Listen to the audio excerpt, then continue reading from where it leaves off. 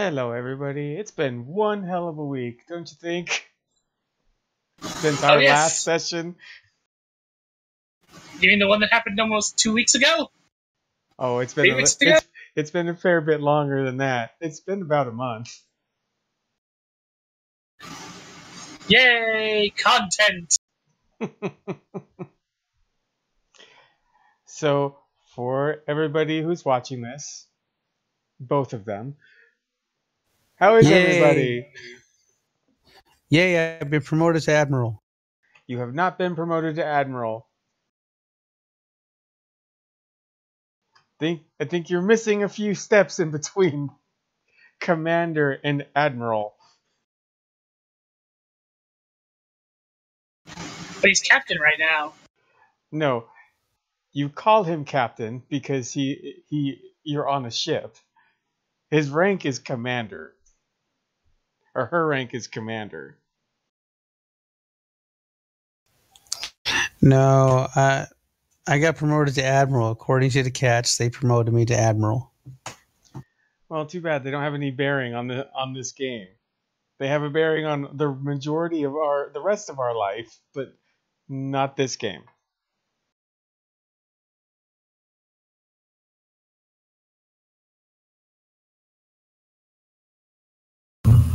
Hello. Hello. It is about damn time. Hello. Hey, you shush up. I was in the middle of trying to kill my players. In dealing with the aftermath of last week where I actually did kill 2 of my players. That sounds like a personal problem. Yeah, but it was fun. So, Matt, how have you been over this very long week in between our last game session? I have been good. Thank you for asking. Excellent. So, tonight's session is just going to be character development. I'm hoping to be an interesting way. So, I would first like to say that the Tempest is currently charting a nebula, because those are so much fun. Or mapping it out, I guess. I don't know. Either or. Hargrove is happy. Wait, was it Hargrove or Fulmer that was the astrophysicist? It was Fulmer. No, Fulmer was the botanist. Wait, right? Oh shit. Check out my character sheet. I should have it recorded as under Jay's notes. Yep. Lister is the botanist, Hudson is the xenozoologist, Fulmer is the geologist, Hargrove is the stellar cartographer. Okay, so Hargrove is all a Twitter.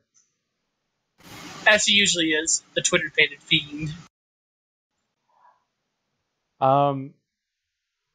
It is at this point, since there is kind of a lull in activity, that each of you have been ordered to speak with Counselor Zota one-on-one. Dodo. I would like to hide in Darby's trash can. Get ready for the blah, blah, blah, blah, Stan. And what's wrong with my voice? Get ready for the brain picks, people. She's going to do some head shrinking. And besides, Matt, you know there's no room in that trash can. There's enough suckage in there from 7 Adventures. Oh. I would like to find my own trash can. That was a sick burn. Not to mention the amount of failure also. Yes. Thanks to the wonders of technology, we can replicate an infinite number of trash cans, an entire mole if we would like. Woot! Oh, can we? And yet, even at a full mole of trash cans, even at that level of mass, which would dwarf stars, there was still not enough to be containing. Not my fault. The dice are literally trying to get me kicked. I blame the dice.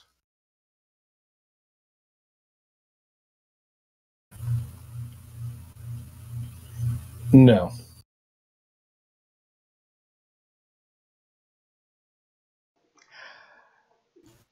So the dice are to blame for you choosing your stats and skills?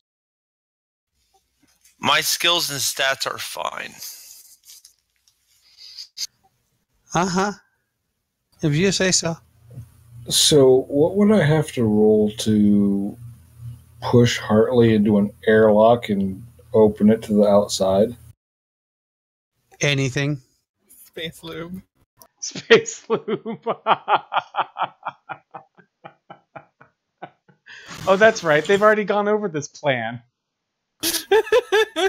My new plan is to hardwire the engines to the external hull of the ship and make sure everyone has insulated suits but Darby, and then hell burn that motherfucker until we're producing so many gigawatts that the lightning bolts firing from the exterior hull will literally fry anyone that touches them to a skeleton.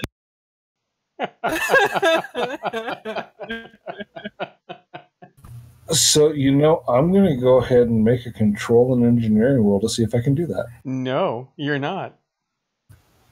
Want to bet? I'll send the video of the guy doing it later, Matt. It's awesome.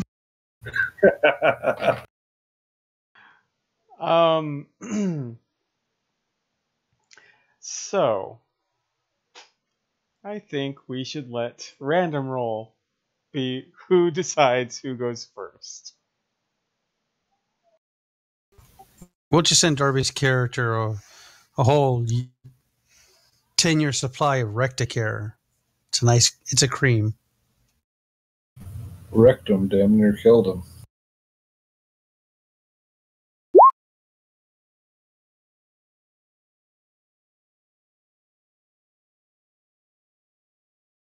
Okay, so first up is Lieutenant Che.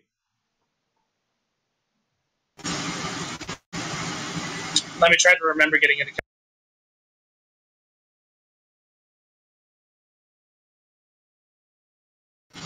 Okay. So as you sit down in her office, she smiles at you and says, "Hello, Lieutenant." It has been a while, Zota. It has. Counselor. So the reason I needed to see you wasn't anything that's reflected in your line of duty per se. Is that after the death of our previous doctor,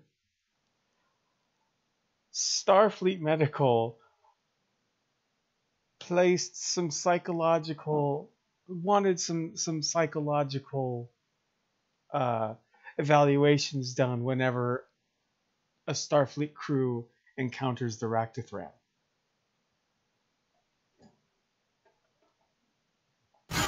Understandable. Honestly, I wasn't anticipating using this particular protocol while in the Sabine Expanse, but things happen. So, Hardly could it have been predicted that we would encounter a planetoid capable of spontaneous teleportation. of course, because we always run into planets that can change location. I mean, in grander sense of the universe, all planets are technically changing locations. Yes, but this one is through artificial means. Hey, your anus changes location all the time. Wahaha. Anyway, um,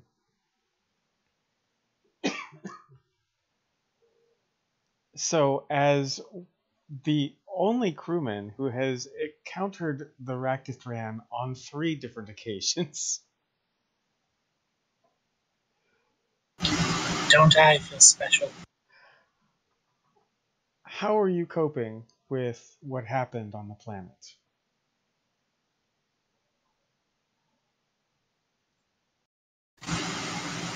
It's strangely easier than last time.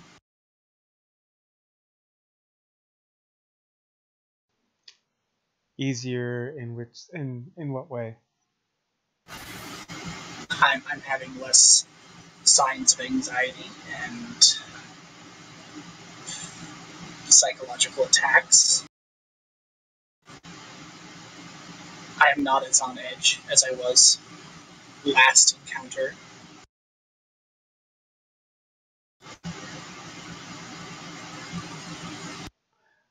That's good.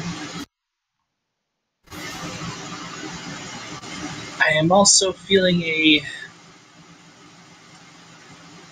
unusual amount of, I guess I can recognize it as guilt. About? The situation this time was very, very different.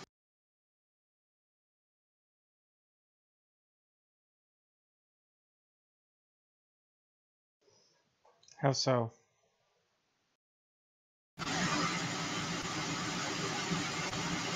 Last time, the first time, Ptolemy was.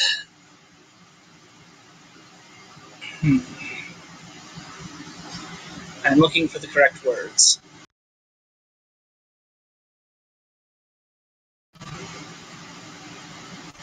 Ptolemy was an aggressive action. Ptolemy was a survival situation. Our second encounter was a personal failing on my part, as well as a rescue mission. This was the first time I believe that we'd encountered the Rakhtafran as equals in similar situations. They were trapped, we were trapped, both of us had no trust for the other.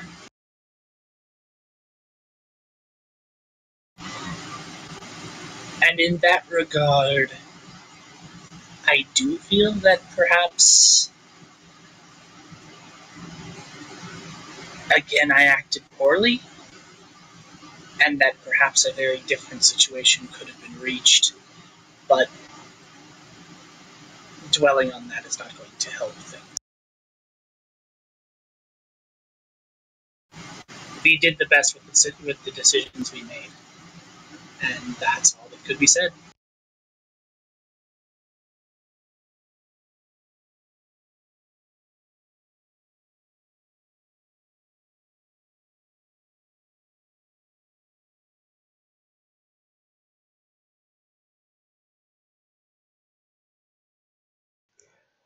One, I don't believe that one can blame you for the actions that you took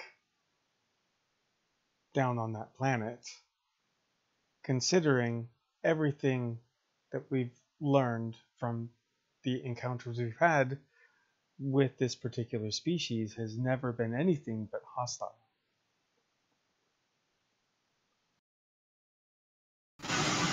But at the same time, I don't believe it always has to be.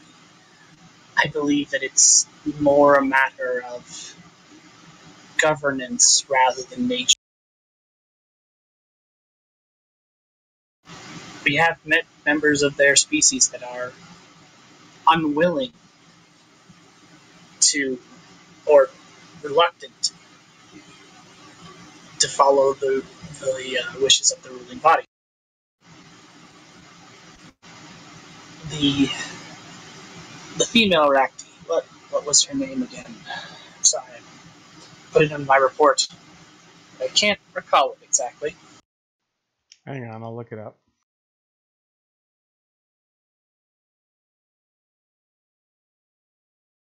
When the player forgets out of character, and it totally affects in character.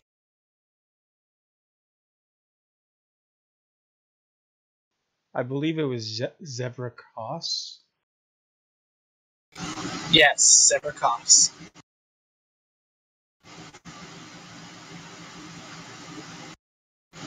She outright betrayed her leader.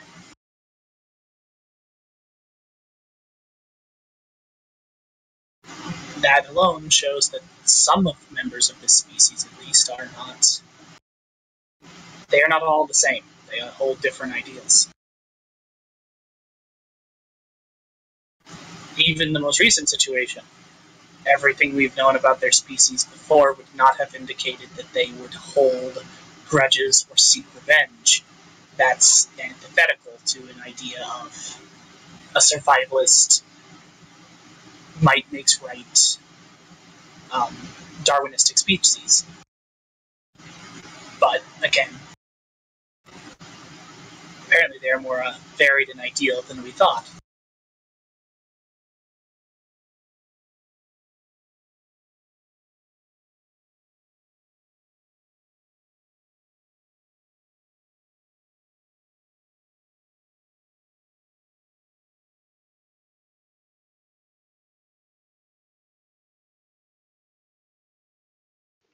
Well, from what Starfleet Security has uncovered from interviewing Zevrakos,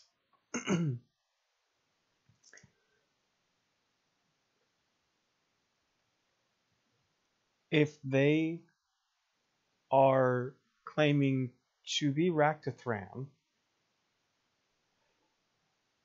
specifically the Thran portion, then they're hostile. Wasn't this ship a Thran ship? It was.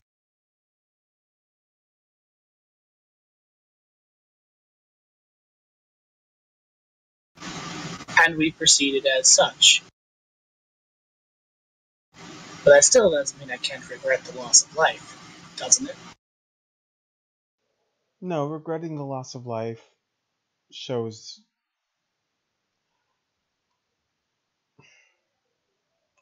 I'm sure that Zoda knows what to say, but Jimmy has no idea. Empathy. Empathy. There you go.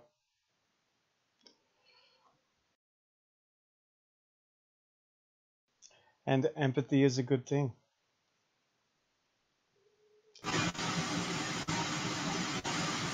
I also must admit I hold some concerns for our new medical officer. Oh, Annie Oakley? Has that nickname caught on? No, no, that was more Jimmy out of character. But what raises your concerns about the doctor? She is here as a transfer to see what our culture and our operating procedures is like. She has hardly been given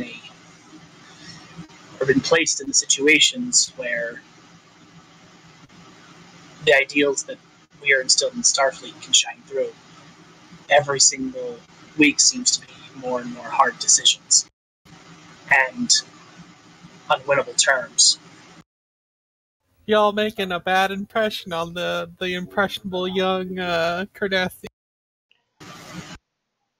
Well, yes, because she's so impressionable.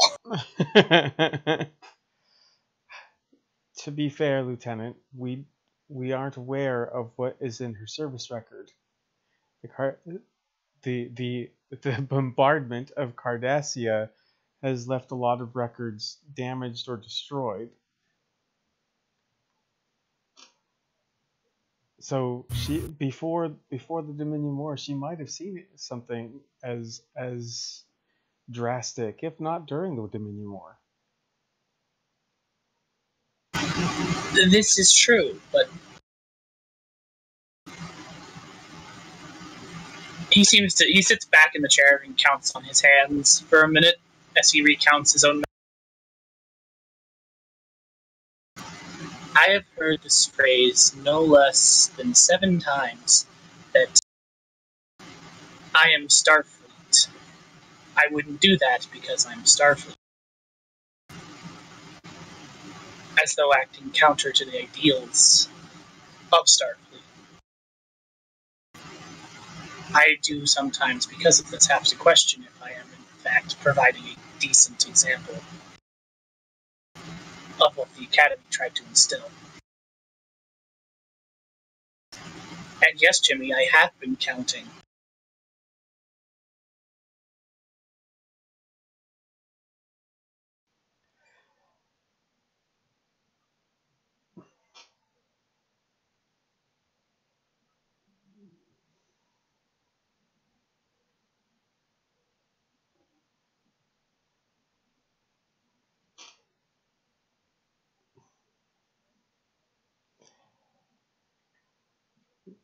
You have to realize that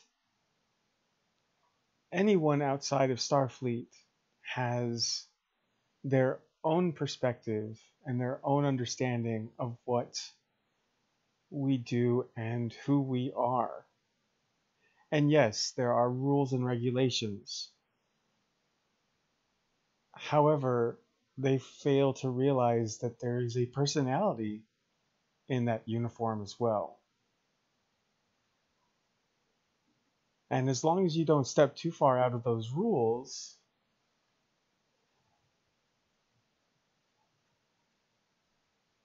well,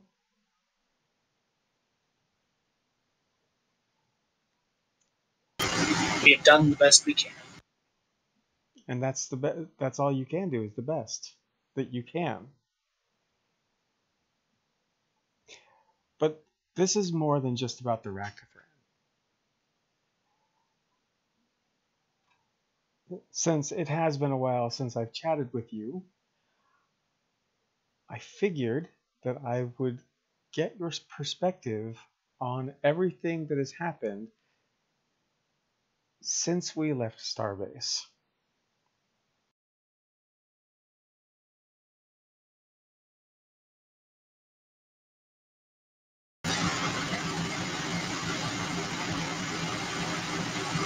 It's been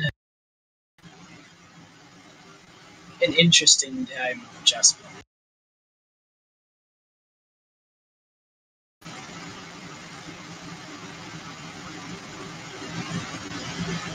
Mostly I stick focused on trying to do the best job that I can. I know that I'm hardly the most traditional science officer. My background is very different. My skill set is very lacking in specialization. Mostly I just try to be helpful to the specialists I do have and lead as best I'm able, which I feel myself slightly chafing in that role. I'm hardly an individual who.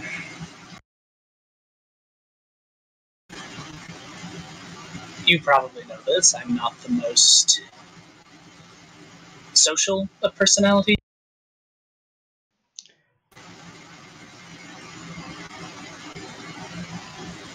And that does cause a little chafing. But trust my crew to know what they're doing. Well, to be fair,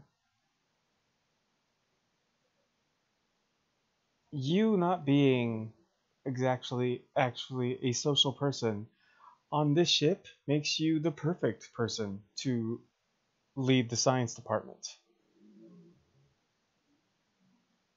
Have you actually spoken to half of your staff? You're friends with one of them.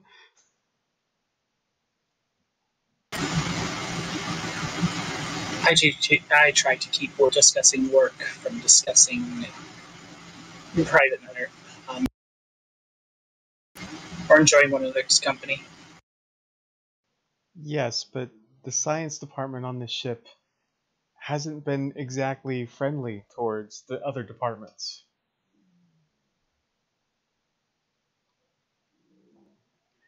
And let's not even get into Hudson's continuous complaints about the captain, although they've tapered off quite a bit.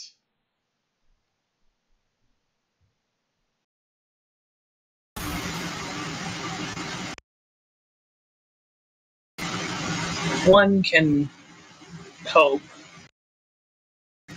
that they would taper off further.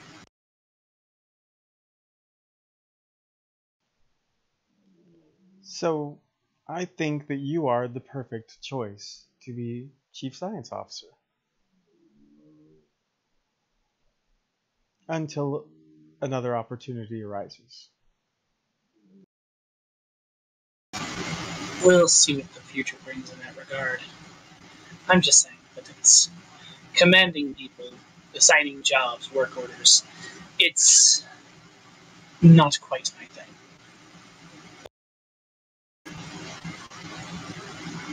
And That, oh, go ahead. Sorry, Josh. as I guess Captain Morale, he almost says commander for a moment, stated to me when I first met her, we're Starfleet. We are all prepared to do what we must. Not in those exact words, of course. I'm paraphrasing. Of course. Um. Now I know this is probably a touchy subject, but I'm the counselor, so what better place to bring it up? How are things with the family? It must be tough not being able to talk to them for a month so far.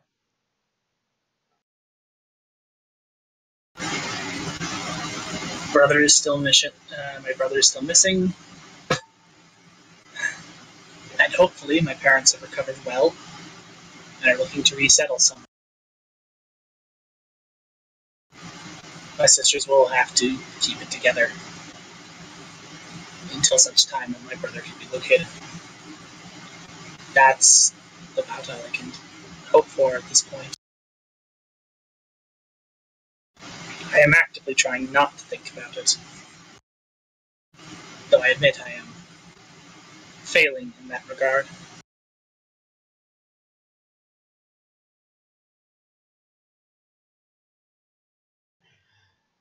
Well, when you have a close-knit family, it's very difficult not to think about them. Bing bong.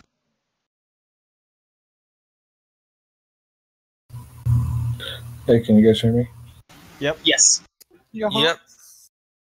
Sorry, for some reason my laptop decided it didn't want to connect to my Wi-Fi network. Oh, nice. Oh. Right? So I'm sorry, could you guys go back over what was the touchy subject that the counselor was going to touch on? Because, she's the counselor. Shay's family's not doing so well. Let's see. They got bombed again, losing their home a second time. This in the process, his parents were both injured quite severely, or decently. And it came down to basically his younger siblings to kind of keep the family together. And then his brother ran off, and they don't know where he is right now. So it's, hang on, let me see. We never assigned ages to his youngers, to his older sister and younger sister. Yeah, I think Lisa is 13 years old, 13, 14.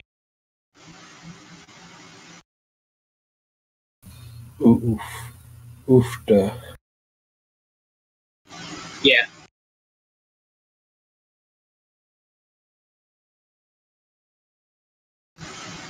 Mostly it just bothers me in that brief period between off hours and bunk time, when the mind has a chance to wander.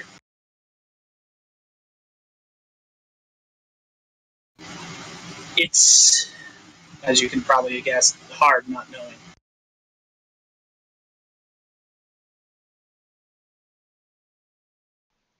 I'm sure that when the Tempest gets its next data upload, there might be some messages in there for you.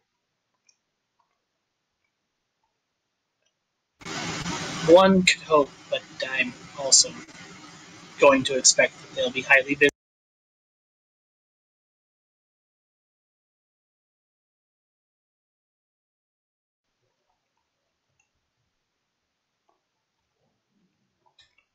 Trying to remember, when was the Farazan attack?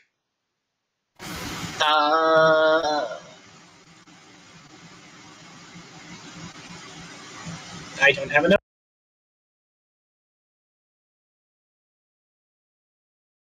Hang on, let's see if I can figure it out.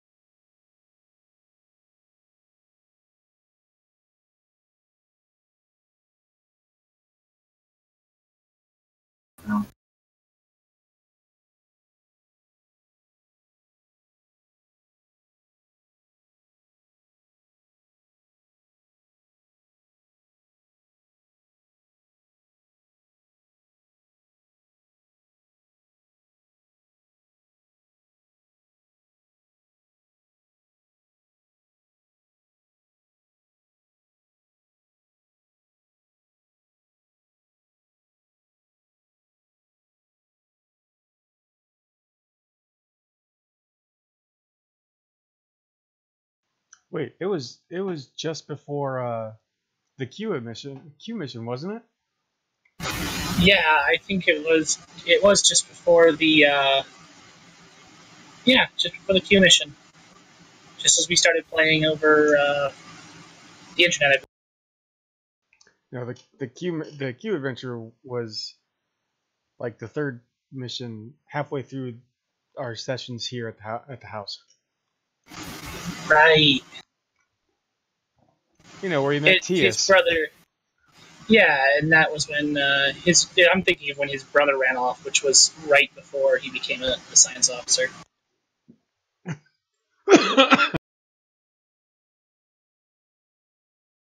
You okay?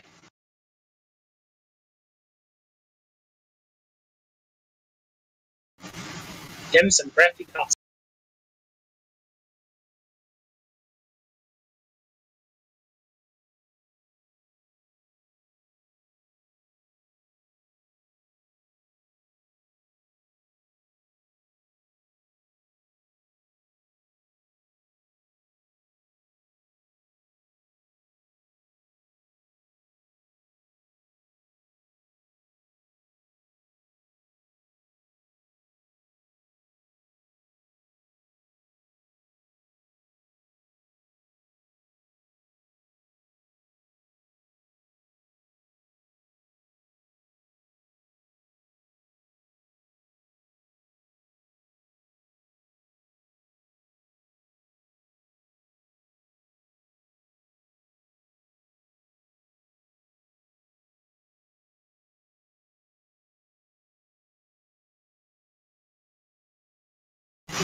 All better?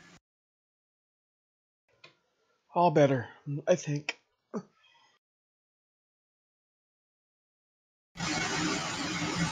Bad swallow of water. Yeah, something went down the wrong tube.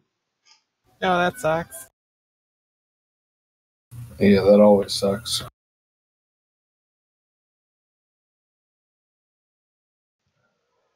Okay.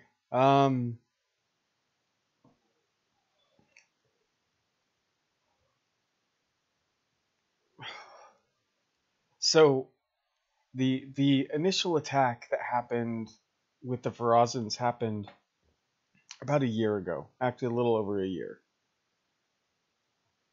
Yeah, So, and if I remember right, like 3 months after that, his brother ran off. yes. Okay. So it's been like 9 months with no word. One of those months, you've been here in the Sabine Expanse. He ran off to join the circus. I wish.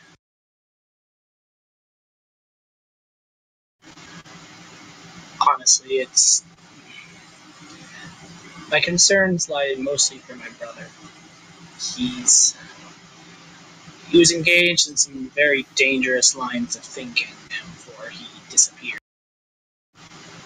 I can't help but think he might have fallen in with the very wrong sort of people.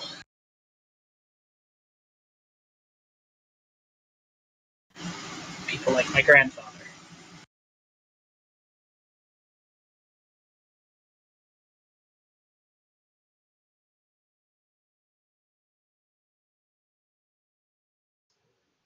I'm sure once this mission is over, if you absolutely need to, the captain will grant you leave if you want to go try to find your brother. And I might take it if I can find even so much as a single lead. No, she won't. She will if the counselor signs off on it. Or mandates it. Gosh, gotta let me have some fun interjecting here. Shit.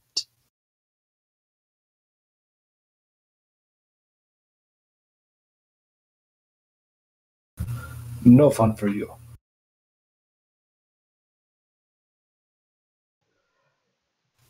Bunny Fofo.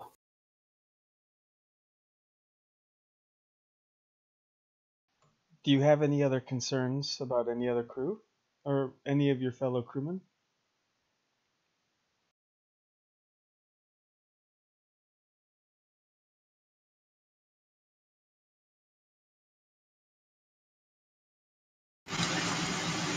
Nothing that probably wouldn't already be noted.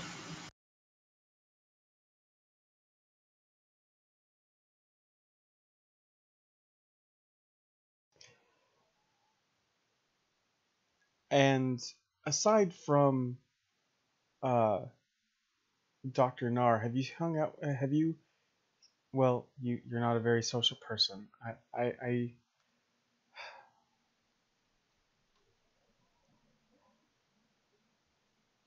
I'm gonna have to fix this. Not your problem. Just something that I should have asked, but I've been so busy. Um, or something that I should have done when we left Starbase, but I was busy. Go on. Well, since this is the pilot program of a long term uh, officer exchange program, it was my duty to have some sort of gathering with at least the senior staff and all of the exchange officers.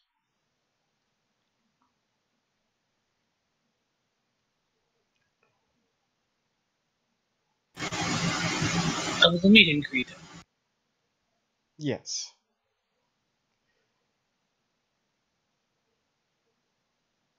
As a way to show you how many cultures are on the ship and what potential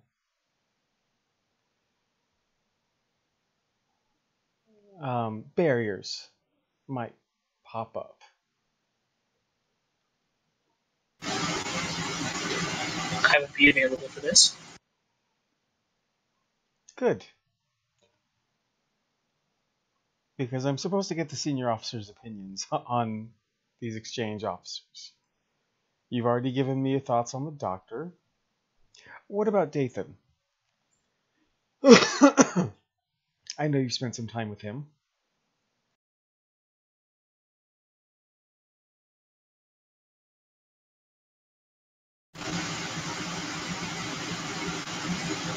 Dathan. Oh. Well,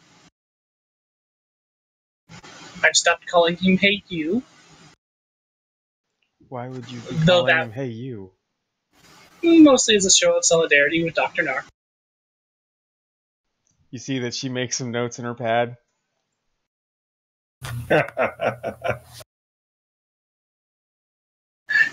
He all in all seems very likable.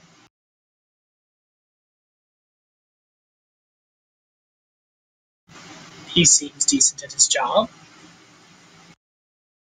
and enthusiastic to be here. You really can't ask for much more. He's very eager to prove himself, but I believe he has quite the wall to climb in that regard with Dr. Nar. Do you know why?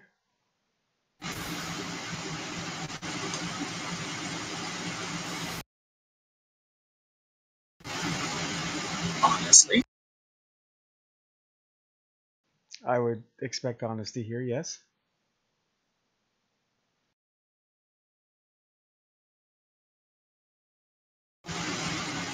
he's taking the wrong tactic.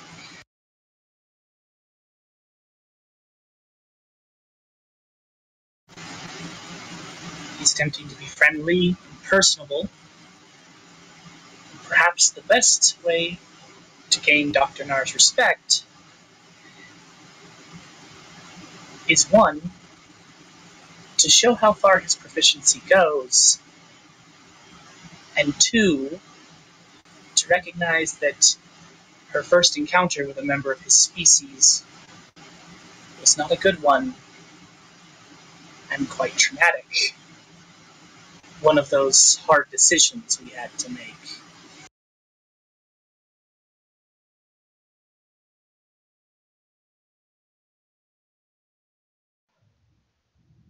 I might be able to talk to him about that the next time I see him. But that's just my take on things. I talked to Dr. Nar for more information, and he gives a little wink. Hey, Emily, did you catch the number on that bus? Nope. I was willfully ignoring it. I will have no part in this kitty man's character assassination. Thank you. But I mean, she's a Cardassian. Is it really character assassination? Aw, snap. Shut up, racist. Xenophobe. Get it right. Okay. With that, it's time to end the session. She thanks you for your time, and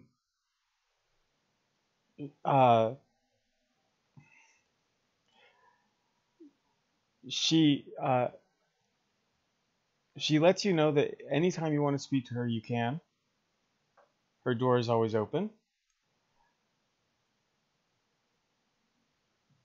But she tells you that there will be another mandatory meeting in a month's time, as she's supposed to do sessions at certain portions of the of the expedition. Of course, Counselor. I will look forward. And she lets you leave her office. Now let's see who is next. Dun dun dun!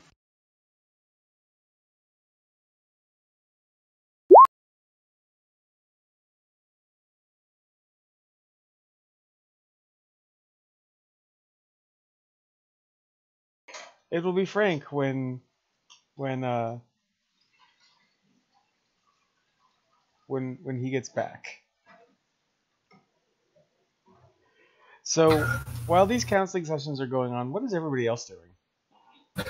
Right now, I'm just listening to it, and I'm actually getting ready to go get a bowl of chili since we're having a break. God damn it so much, Matt. I think you meant in character. Yes, in character. My bad. You jackass. Jeez. I swear to God, I was actually trying to be genuine. I wasn't trying to be a jackass. Totally didn't even occur to me.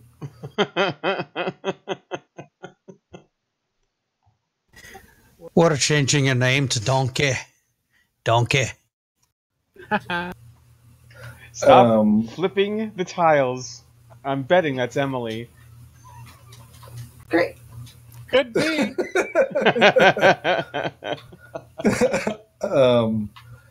I guess Zephram is, I'll go to the lounge, to the bar. I mean, I don't know if there's anyone else there. There's always somebody there. At some point, we had a holographic bartender, but I think that was edited out between seasons. This is Starfleet. There's a bunch of alcoholics around. Correct. So I think it's just a mess hall.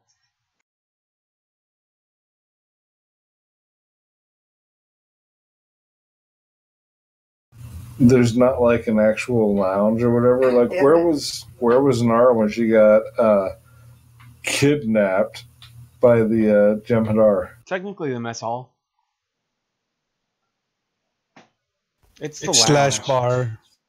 I mean, because Zephram's not hungry. He just wants to go somewhere to have a drink and maybe socialize with anyone that might happen to be there as well. You could still do that in the mess hall. The problem is that the reason why Enterprise D had like the 10 forward is the fact that it was a family ship. And it was made for diplomatic missions. The Tempest is just slightly larger than Voyager by 3 decks. I see. And there are no civilians or children aboard. Well, okay, there are technically civilians, but they are part of the officer exchange program, so they hold an unofficial rank. But no children. We don't allow children. There are no children. You got to remember, Jimmy. Matt used to be in the Army, and in the Army, when they say mess hall, that's what it is. It's where they eat, not drink. Correct. It has to be like a bar. It has to be labeled bar or a club. If it's not labeled as such, then there is no alcohol in their minds. Or that Yakuza shithole. But no, you can grab synthahol there. You're not going to get actual alcohol. I mean, you are a Starfleet officer. They don't replicate legitimate alcohol for Starfleet officers. Search the cabin's quarters. Can I have smuggled some alcohol on? You don't. Wait. Hold up. Search to what quarters? The cabin's quarters? No, the captain's quarters. That's not what you said. You said the cabin's quarters. No, I meant to say captain's quarters. My bad. Darby's just trying to draw attention from himself. He's got Romulan ass. Okay, first off, I am not going to allow Romulan ale because it seems like no matter how fucking illegal that shit is, everybody seems to have a fucking bottle. Yep. Usually the captain. So, no Romulan ale. However, you are allowed to bring alcohol on board as personal, amongst your personal belongings. Medicinal use? Wink, wink. However, you would not be able to drink it in the mess hall. So yeah, I'll just have some synthol. Okay. So you're in the lounge with the synthol. Anybody else in the lounge, or? Oh no, Hartley, she's determined to get back on that console. Riding a bicycle. Are you hitting on me?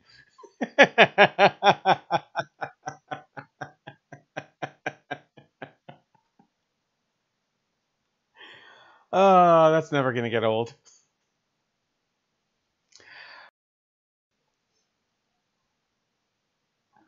Okay, so Frank. Yes. You have been called down to Counselor Zota's office for your mandatory counseling session.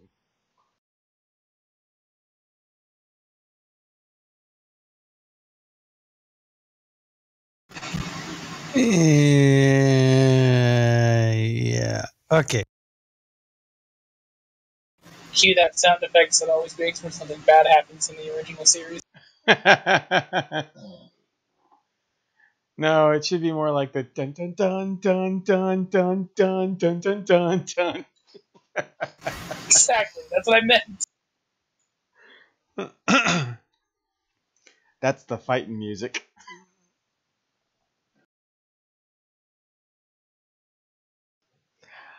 All right, she'll break from her argument with the quartermaster about her storage of blood wine.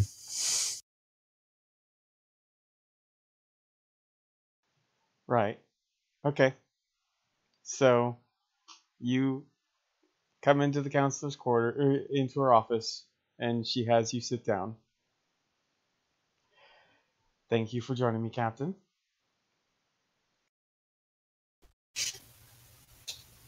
It's not like I had a choice. Well, no.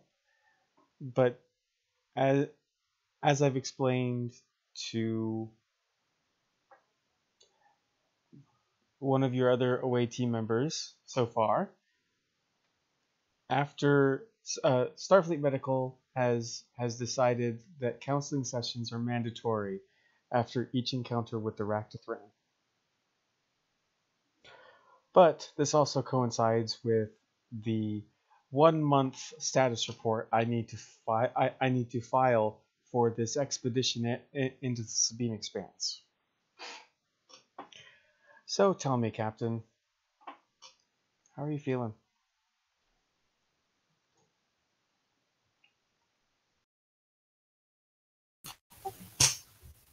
Like I'm about to be interrogated. You shouldn't feel like you're going to be interrogated. This is a safe space to be honest.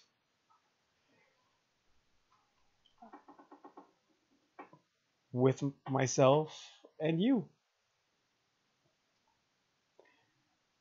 So, if there's anything that you would like to share, well, first off, I should ask, How are you feeling after the encounter with the Raktathran?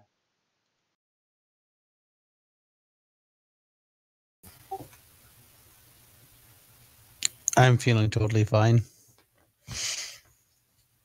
I did not initiate it this time. They did. I tried to be diplomatic.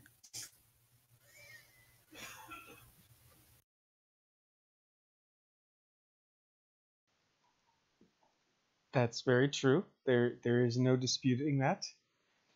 However,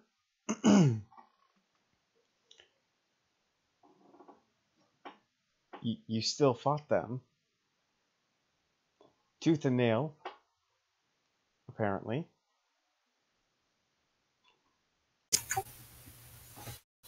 But I had no choice. I didn't seek combat. Combat sought me.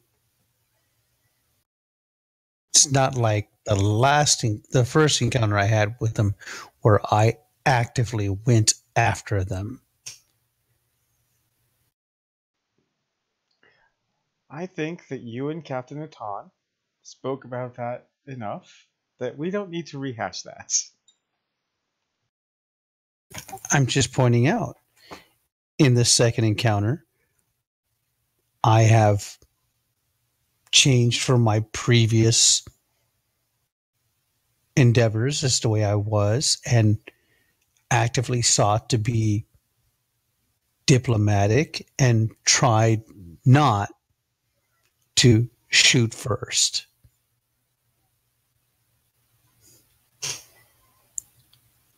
But they didn't want to play nice, as the saying goes.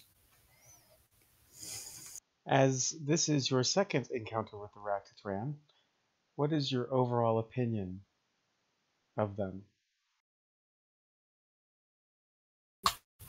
Depending on which section, which subspecies of them you meet, they're literally assholes.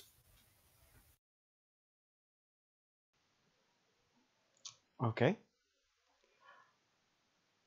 Wasn't expecting the colorful language, but I'm blue, so why wouldn't I? Well, would you prefer honesty, or would you want me to sit there and dance around the issue? No, I prefer honesty. Good. Now, For the record, I'll state that my mother used to do this to me when I was a child. what, counseling sessions? If you want to call it that, yes. I would call it interrogation. Having experience with your mother, I would also call that interrogation. However, that shouldn't be with me.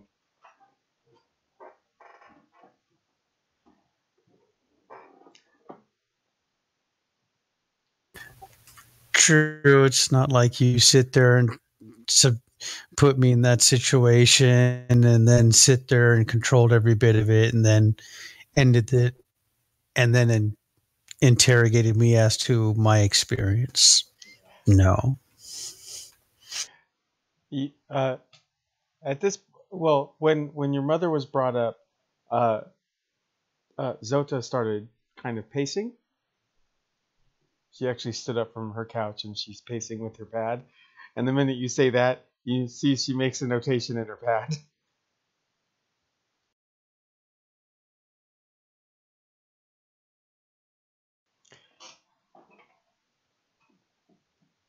Now, since our departure from the starbase, how have you been coping with command?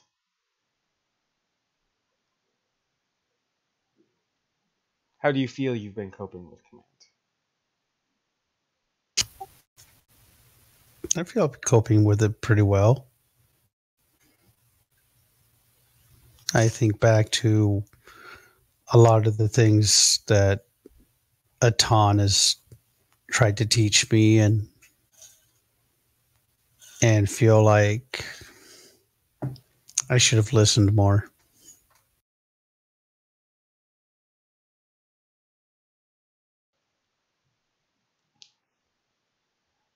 Have you heard from Captain Atan since your promotion?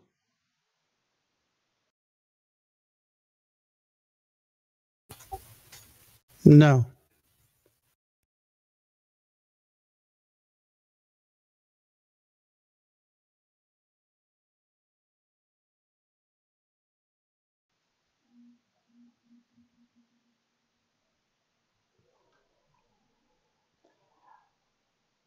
Um,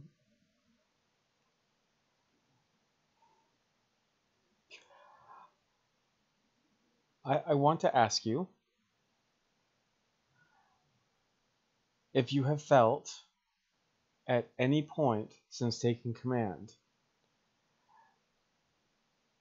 the typical, or that you've had to pull back your emotions hard because of your Klingon instinct. Because we're well aware that Klingon DNA is pretty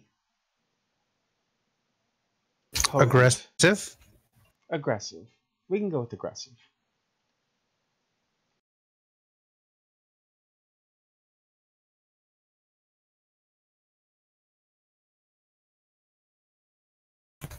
No. I more or less let both sides work together.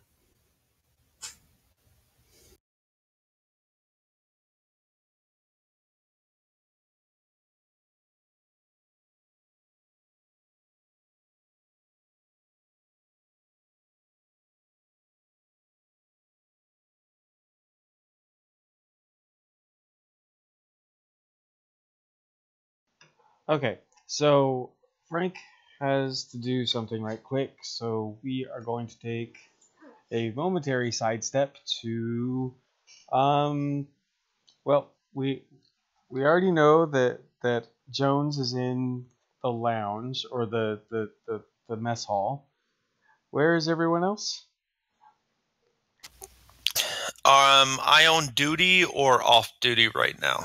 Everyone is off duty. I am getting my fix in the holodeck. Currently going over hand-to-hand combat drills. Not with I'm just practicing hand-to-hand combat in the holodeck.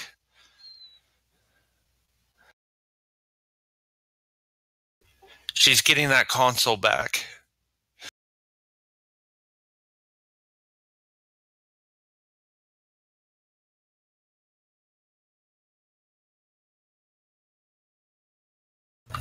Hey, Jim, can I do something different?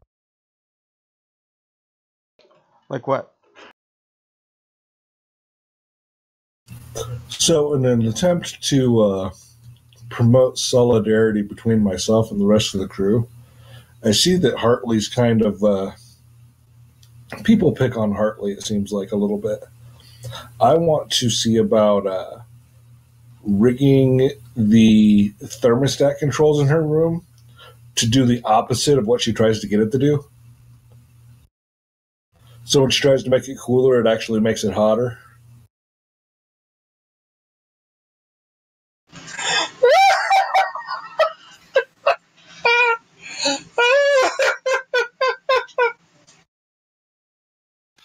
You know, when you first started that sentence, I was thinking, oh, he's going to do something nice, or his character's going to join me in the holodeck or something. Darby, and you know, Darby, nope. Darby. Yes. You've met Matt, right? Yeah, that's true. You see, that's what made me laugh so hard, because I thought the same thing. I'm like, ah, this is going to be like a bonding moment. Oh, it's going to be so cute. And then, no. Yep. Yet another cruel prank. Hey, at least your hair's not ending up pink this time. Yeah, that's true. That was funny, though.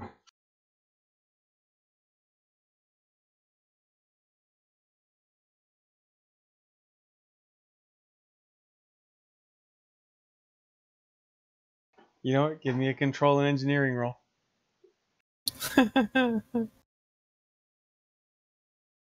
What I miss? Well, in a form of solidarity and to get some crew companionship going, Matt's character saw that people were picking on Hartley a lot, so Jones went to Hartley's quarters while she's in the holodeck to sabotage her environmental controls to do the exact opposite of what she says. Do I have a focus for that?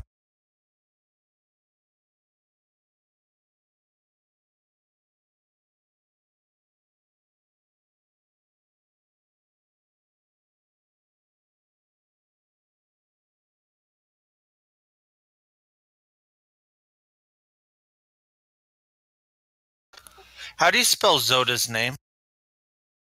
Yes, you do. Zota. Darby, if you go to NPC senior staff, her name is listed. Her character sheet is right there. I got to change my icon to my new icon. Hooray! Oh, yeah. Custom art. Yeah. Okay, so her environmental controls have now just been jacked.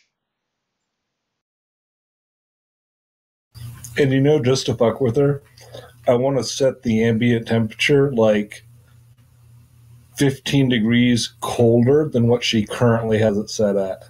So that she's going to want to turn up the heat, when she comes back. Okay, so I'm guessing that Starfleet standard is, I don't know, like 78 degrees. So you're setting it for 63? Somewhere in that area, yeah. Figure it's just like everywhere. It's just like here.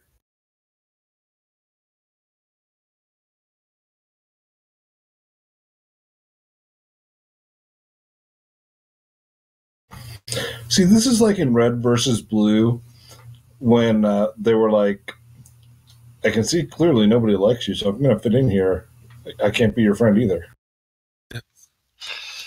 It seems like you're not very popular, and if I'm gonna make any headway, I can't be really seen associating with you. Pretty much. Darby, you are Meg. Oh. Hopefully with less back. Shut up, Meg.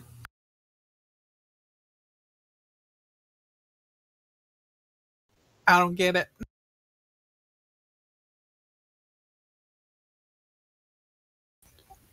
Watch any Family Guy episode.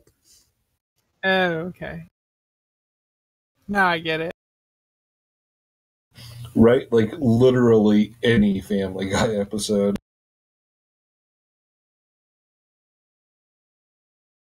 Okay, so just so we keep it within Star Trek standards, you have set Hartley's environmental control to 17 degrees Celsius. Oh, yeah. You're a dick.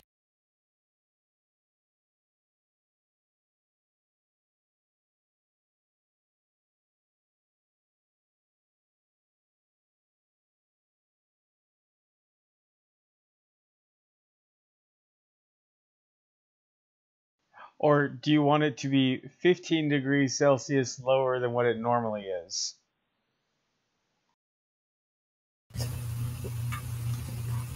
Since I'm unfamiliar with Celsius, I don't want to make it so that it's actually dangerous or anything. Like, obviously there's still safeties in place. She can't turn it to boil herself or... So 17 cells. Frostbite?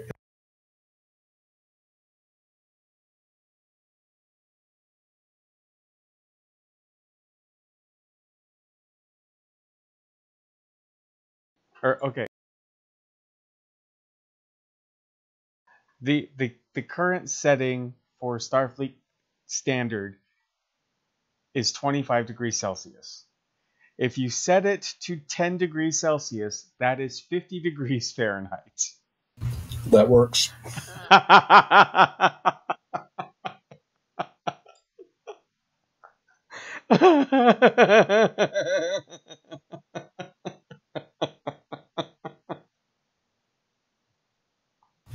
Hartley's gonna walk in and cut glass.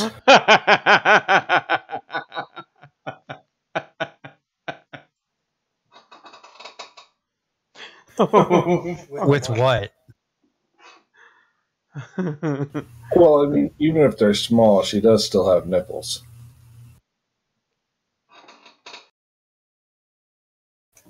Are you positive? Negative.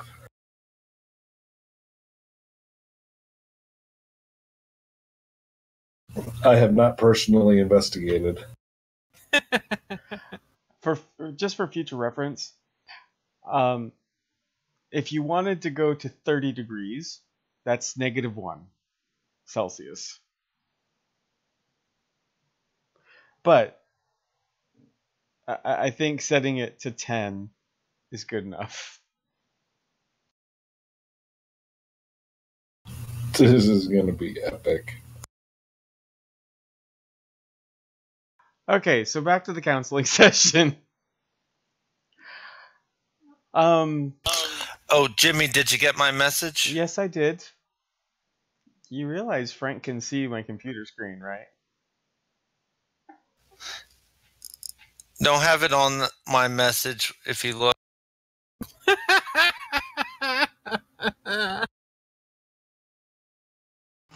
Share Creek.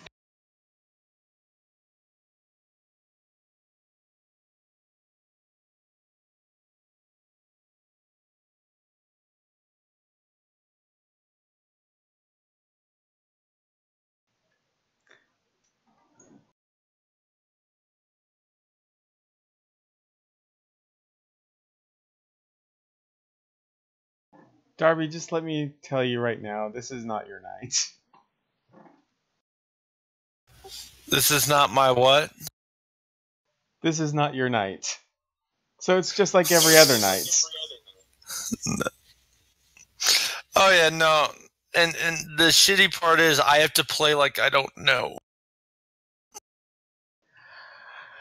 Okay. That's okay though. Back with Maral.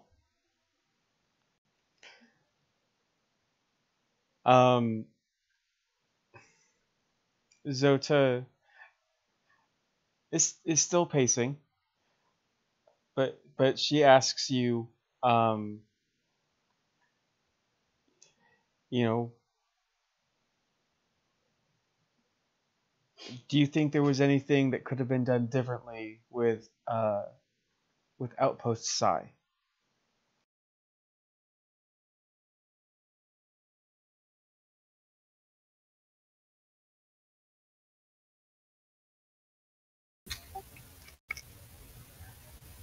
Yeah, the reactor train couldn't have been there. That'd be perfect. They weren't there. Outpost Psi was the one with the telepaths. No, it's fine. You have to remember, she has to do this kind of monthly thing for the whole 3-month voyage.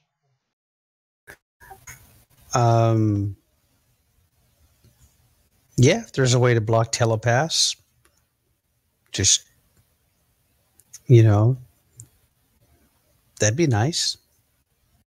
You see her put some notes into her pad. Do you think that was the takeaway of not allowing telepaths into your brain?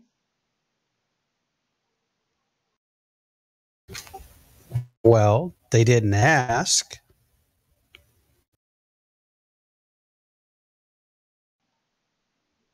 But they didn't invade your brain. They were affecting their own reality.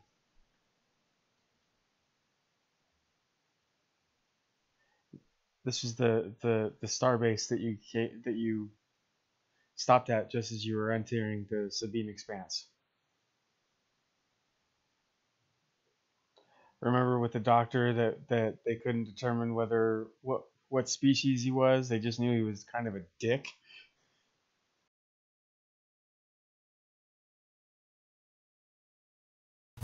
Honestly, that sounds like something Nara would say.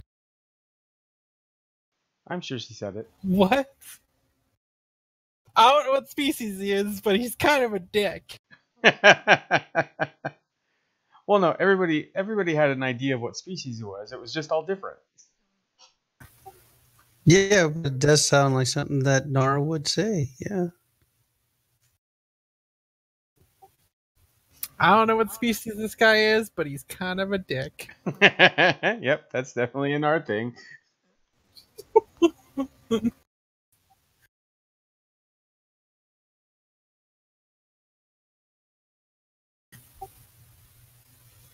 I don't know. I mean, just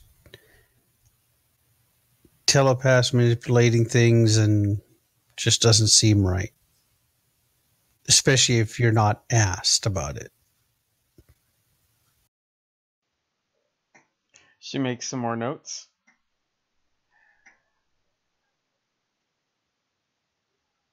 And what about your time on the ice planet? Being trapped down there with the two breed. Wait, was Frank there for that? Or was this one of the sessions that he was working and we decided to... Or he just wasn't feeling it, so we knocked him out, or knocked her out, and I can't remember.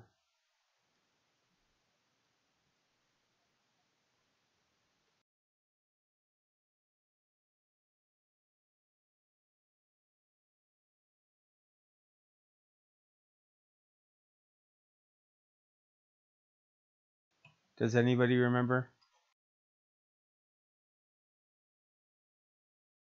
I was not part of the crew for that.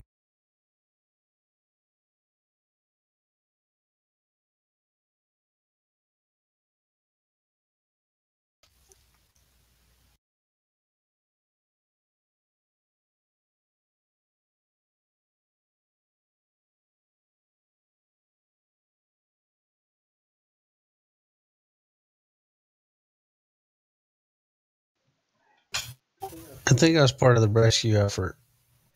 Okay, so you were left on the ship, so never mind. She wouldn't. Well, actually, she'll just ask you, how have you been? How have you coped with with so many opportunities since we've been in the Sabine Expanse, where you could have lost crewmen?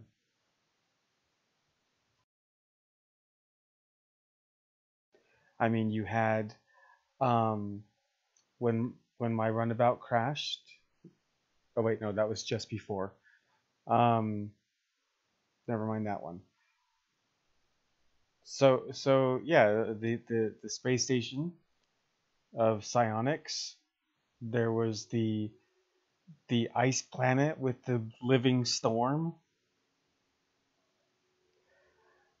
or just recently the conflict with the Raktathran.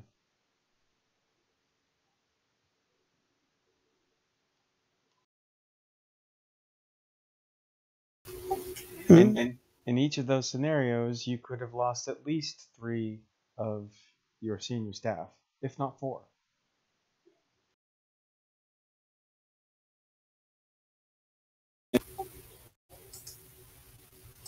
Well, I cope with it pretty well. I look at it as, if I lose somebody, I lose somebody. First order of business is always, save everybody you can, get out, get to safety, and then deal with the aftermath of everything. I mean, I'm grateful that I didn't lose anybody, but if I did lose somebody, it's part of being in command. It happens. You can't avoid it.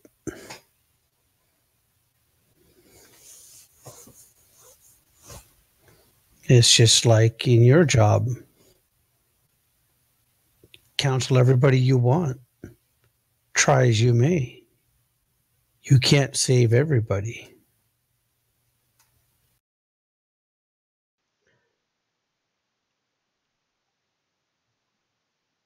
You're going to have that one patient that just goes over the edge.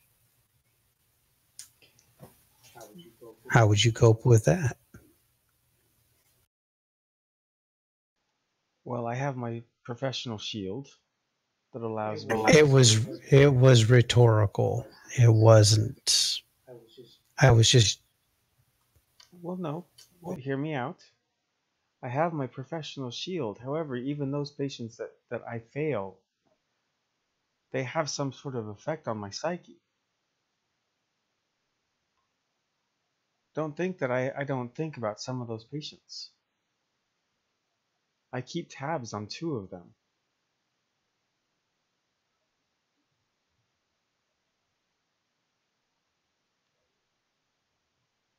It's like, I have to be honest, Captain, it's slightly disconcerting to hear your response was lacked a certain amount of empathy that captains need to have.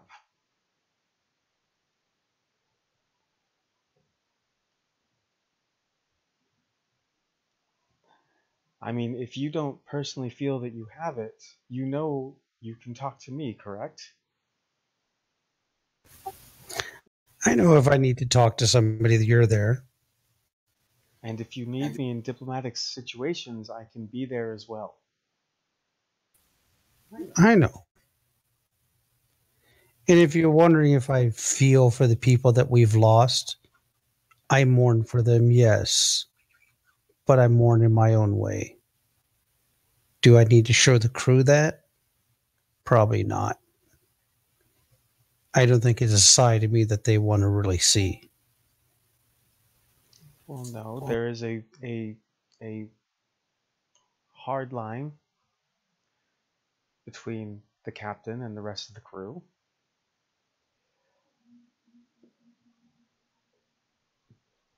But don't delve into it.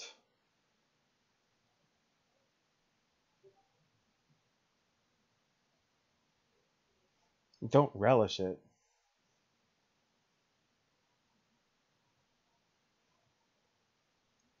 And it might benefit you if you befriend some of your crewmates.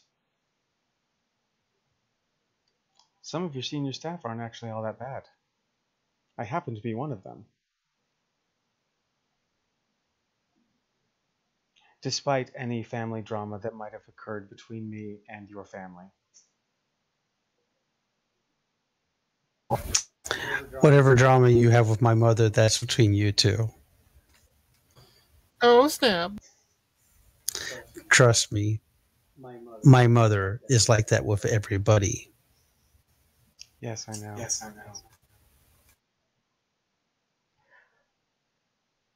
Wink, wink.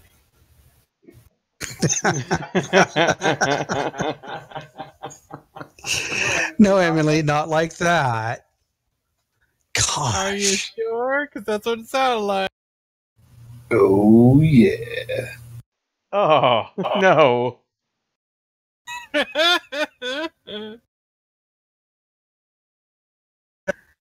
Her family tree does not encompass half the planet.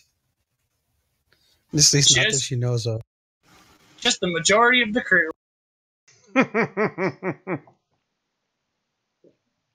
Ceasefire, ceasefire.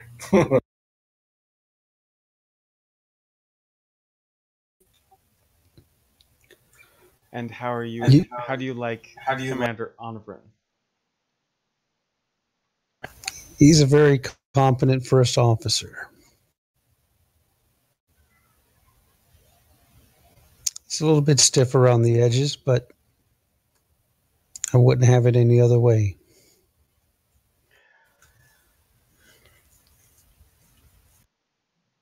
Now, the last few questions I have are about the senior staff and then the cultural exchange officers. Do you have any concerns about any of the senior staff?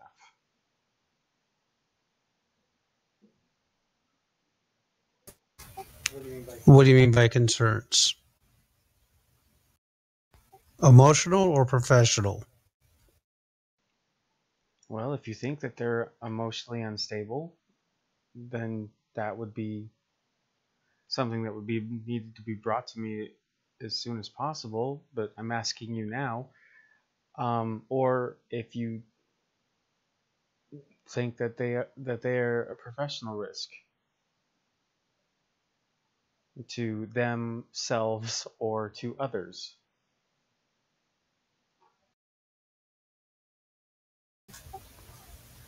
Well, emotionally, none of them have presented any instabilities that I felt have needed to be brought to your attention. Professionally, those that have proven to be lackluster in their abilities to handle their positions are being trained. You're talking about Lieutenant Hartley. Yes. You see, she makes a note in her pad.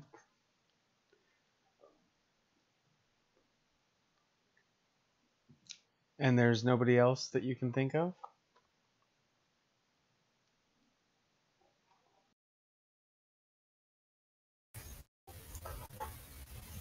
No, Mr. Jones seems to be working out all right. Lieutenant Jay has made some great strides in overcoming some of his anxieties and stuff.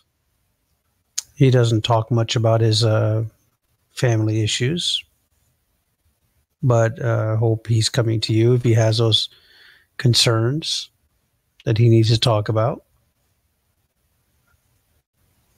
And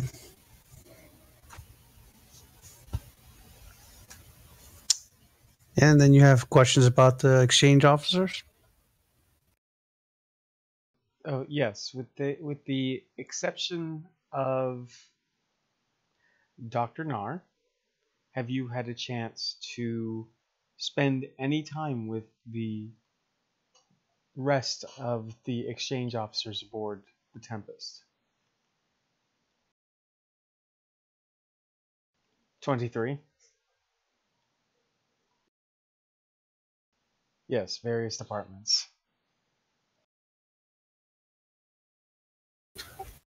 Not a whole lot of time.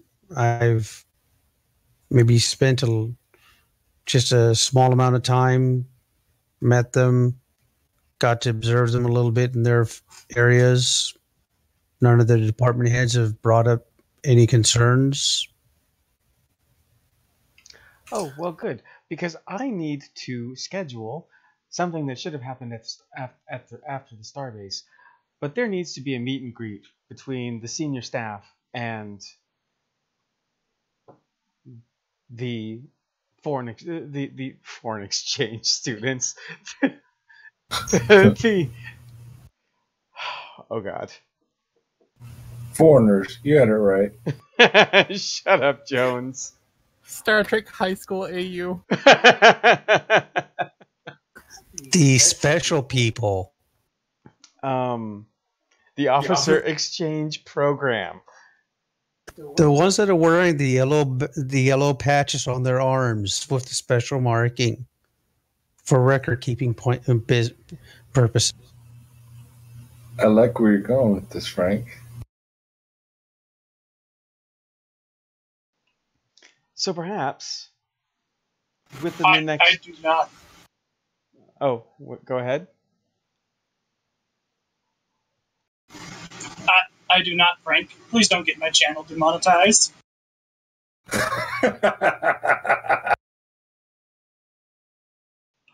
Oh crap! What did Frank say? I missed it. No. That was just a joke quote from Family Guy. That's all. Oh god, what did he say?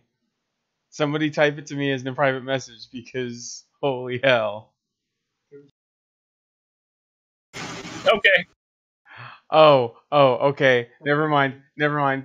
Strictly for record keeping purposes. Yeah, I got that. Okay. Yeah, he was quoting the Family Guy Star Wars special. Okay, because it started to sound a little, yabol. Yeah. No, it was from the Star Wars Family Guy episode. Mort was Lando Calrissian, and of course General Akbar was Klaus, the German fish. And he was asking about the particular armband he was forced to wear that nobody else was, and Klaus responded with, "It's strictly for record keeping purposes." Yeah, it was pretty awesome. God, we're going to hell. Oh man, it's hot where I'm going. Yeah. Yeah, I'm I'll not going keep there a either. spot warm for you. Yay! It's okay though, because I'm driving the bus. Well, I'm piloting the handbasket, so I mean, however the fuck we're getting there, it doesn't matter. You guys might want to consider not. I live here in Ohio. Trust me, you don't want to end up. Don't want to end up where? Ohio. AKA hell. Ew. Hey, it's better than living in mythical Wyoming. Hey fucker, we had snow today.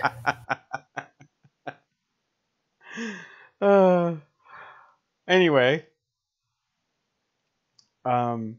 yes, she wants to get a social gathering together for the officer exchange program candidates and you and the senior staff, which has two of the officer exchange program officers in it.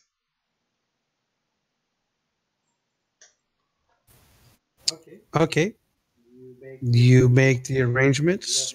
You have my full support. And anybody who refuses, you let me know, and I will make sure that they are there. Excellent. Well, Captain, that's all that I can really think about talking about for the moment. You understand that my door is always open, and I am always at your call.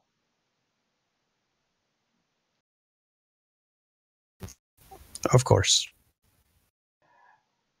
And be aware that in 1 month's time, we'll be having another one of these sessions. Because Starfleet ordered me.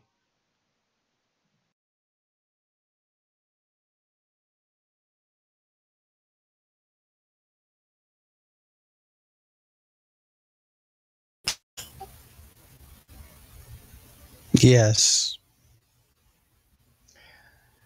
And she lets you leave. Okay, so we're going to take a little sidetrack here. Hartley! Oh, yay, it's that time, huh? You have exhausted yourself, and you are going back to your quarters.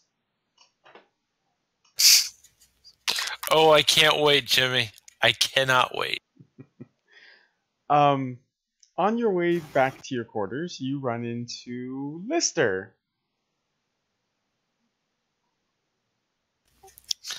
I politely greet Lister. Hello, Lieutenant. So, how's everything going? Hopefully everything will be going fine. I'm putting myself through a lot of training right now. Training for what? On basics, trying to stay up on out of character. Jesus, give me a second. Trying to stay up on my duties and knowledge of combat and everything else.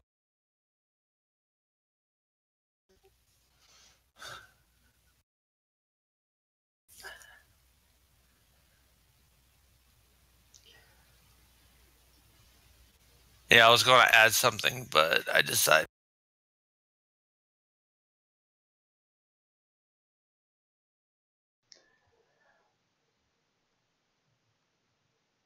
Well,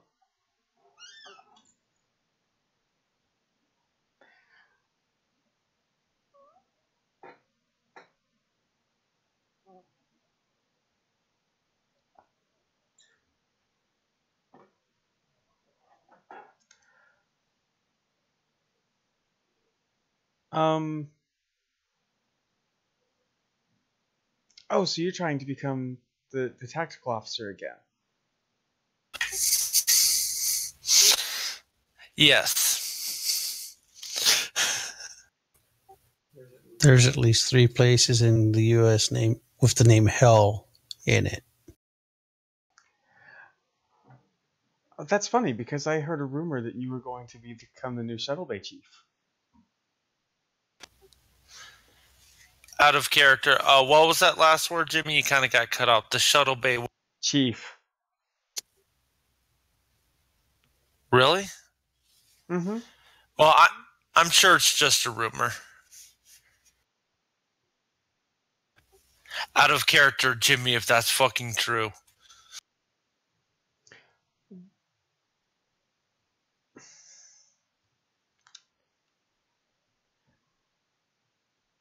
I don't know. The person I heard it from is a very good source.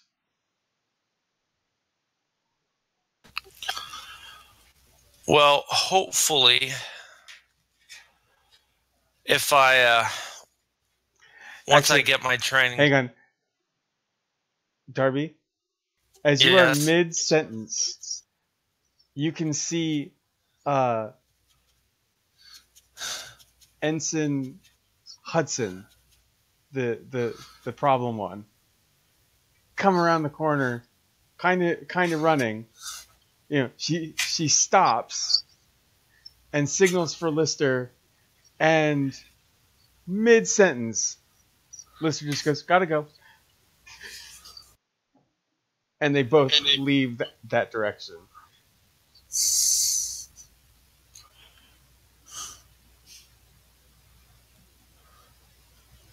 And we call that the double finger fuck you.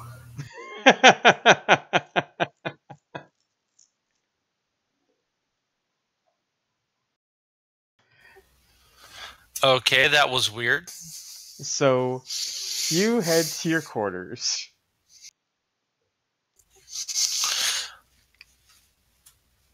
Okay, I walk in.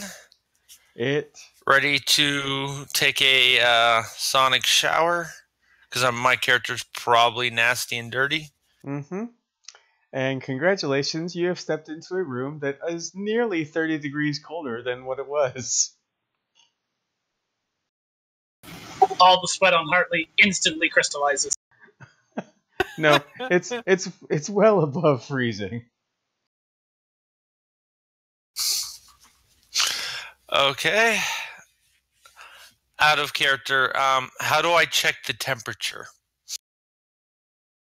You can ask the computer. Okay. I asked the computer what temperature it is. It replies that it is currently set at 10 degrees Celsius.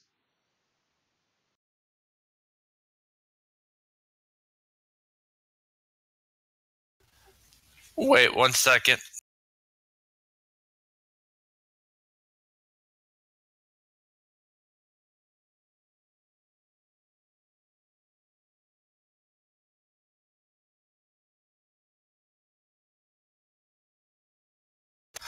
Okay. Computer, raise the temperature to 25 degrees Celsius.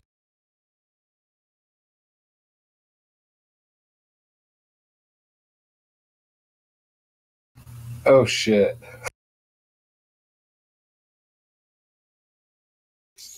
What?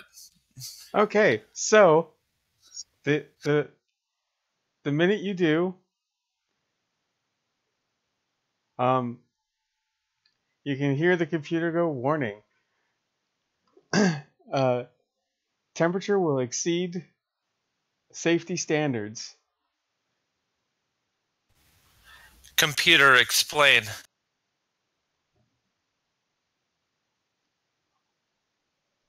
It would be far too cold,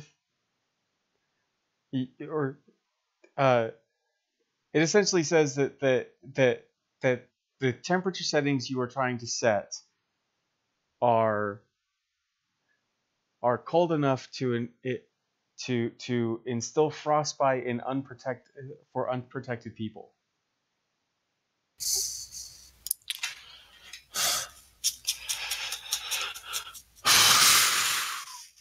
Computer, I did not request to lower the temperature. I requested to raise it.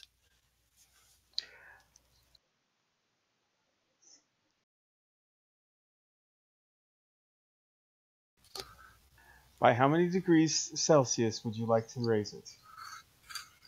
225. You get the same warning.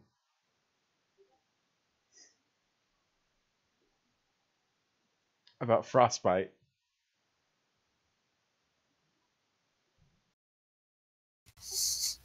Out of character, Jones, I hate you.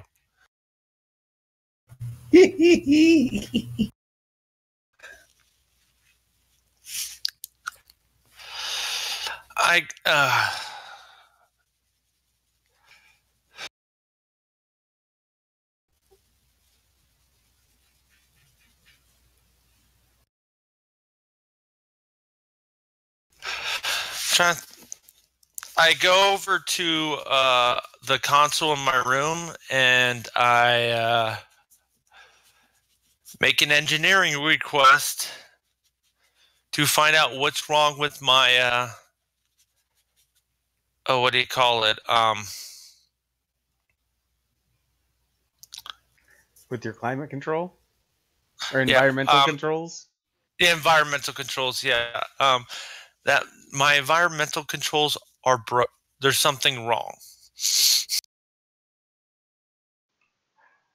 Okay. So going to the chief engineer. Yes. You actually, you know what? No, you're not on duty. So, okay, the engineering team will send up somebody to check it out. Okay. Can I have made a request to be notified of, things like this computer acting up, quote unquote acting up or whatever, even though I'm off duty? You could have, yes. So yeah, I would have definitely done that too, because I don't want someone else messing up my prank. Oh yeah, because there are no better engineers than you. Well, no, but if there's something going on with the computers, it's malfunctioning. That's something the chief engineer should know, right?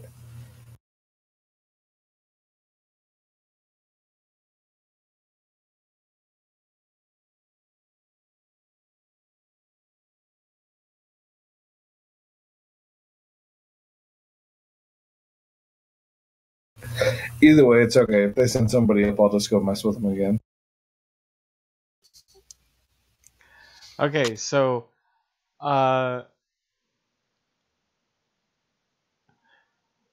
as you are sitting there freezing, Darby, you are called to Counselor Zoda's office. Oh no.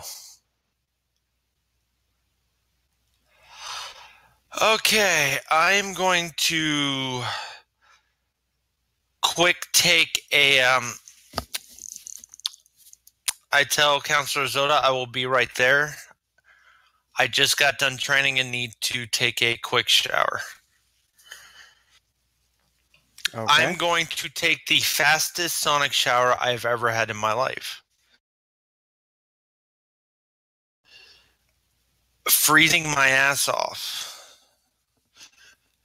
And then I'm going to get dressed and go to 50 the degrees office. isn't that bad. You wuss. It is then that Hartley discovers that her shower makes an obnoxiously loud hum whenever. Oh my god, yes. 50 degrees is cold. No, it isn't. That's still t-shirt weather. BS. What's the temperature set at right now? 72. Yeah, and I'm wearing a jacket. That's because you're a bitch. A basic bitch. Let's not forget the basic part. I mean, sometimes you just gotta tell it like it is.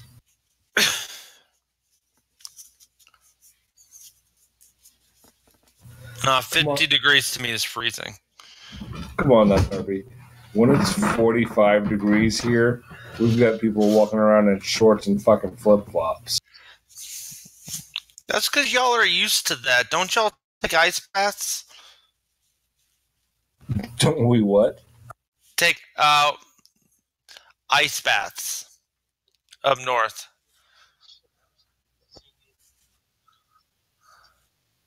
No. Oh, okay. Up north, I've heard of people taking ice baths so it doesn't feel as cold outside.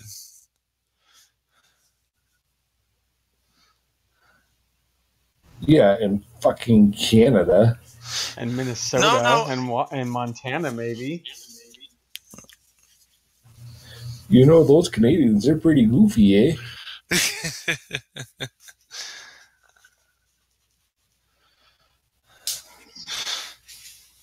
They're awful sorry. Yeah, but if you think about it, 25 degrees Celsius is the standard temperature everywhere, right? In Star Trek for the humans. For Starfleet, yes. Yes. So she would be constantly used to 25 degrees. Not 25 degrees Celsius or 77. So when you put it down to 50 degrees, that's going to be a major temperature change. So she technically would be freezing because she's not used to that low of a temperature.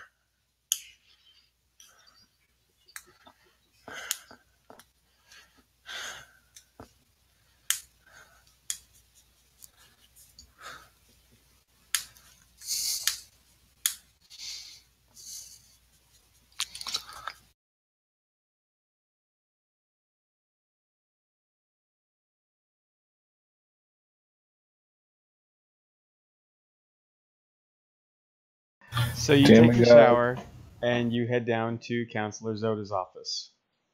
Yes. She welcomes you and has you sit down on the chair.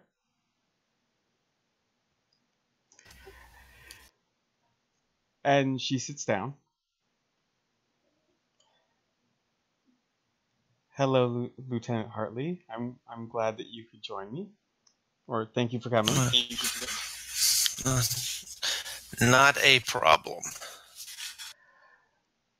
So there are some reasons I called you here. Some mandated and some not so mandated. The first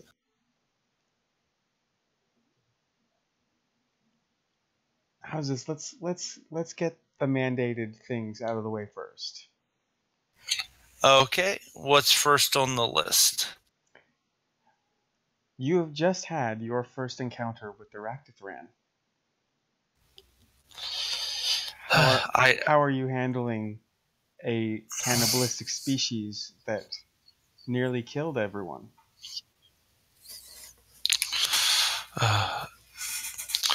To be honest,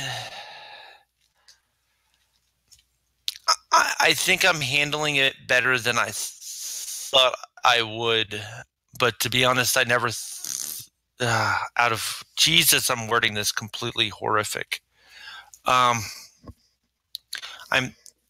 think I'm handling it a little bit better than I thought I would, or ever thought I would, handling a species like this.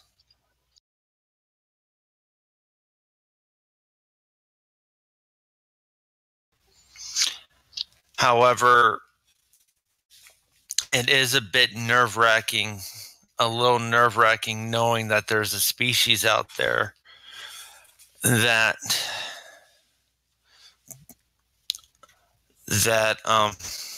while advanced, still thinks and lives the way it does.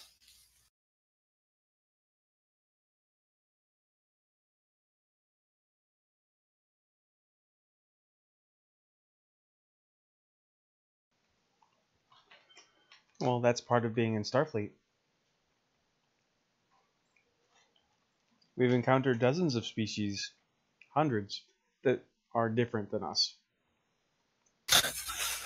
But while true, there are many cultures out there. I've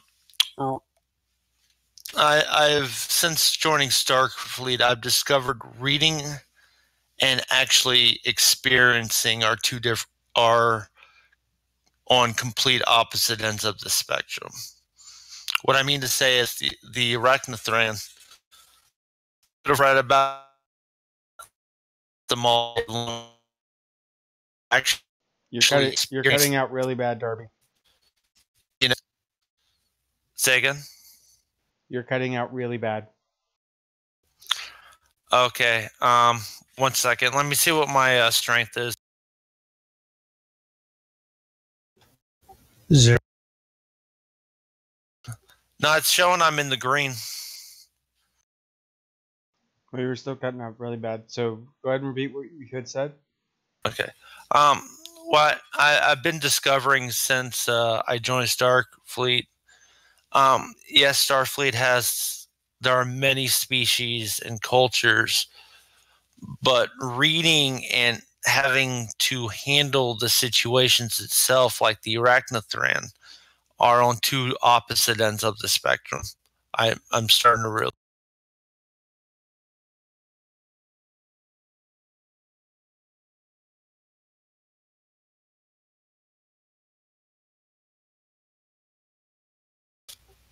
Hello? No, I'm here.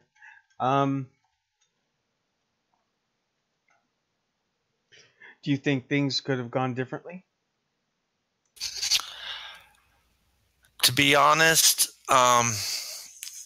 Lieutenant Che tried his best for a peaceful solution with them, and I give him credit.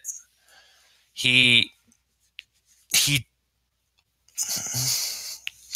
tried reasoning with them. He tried doing everything he could for a peaceful solution, but they didn't give us a choice. I don't think it could have gone different based on the situations we were given.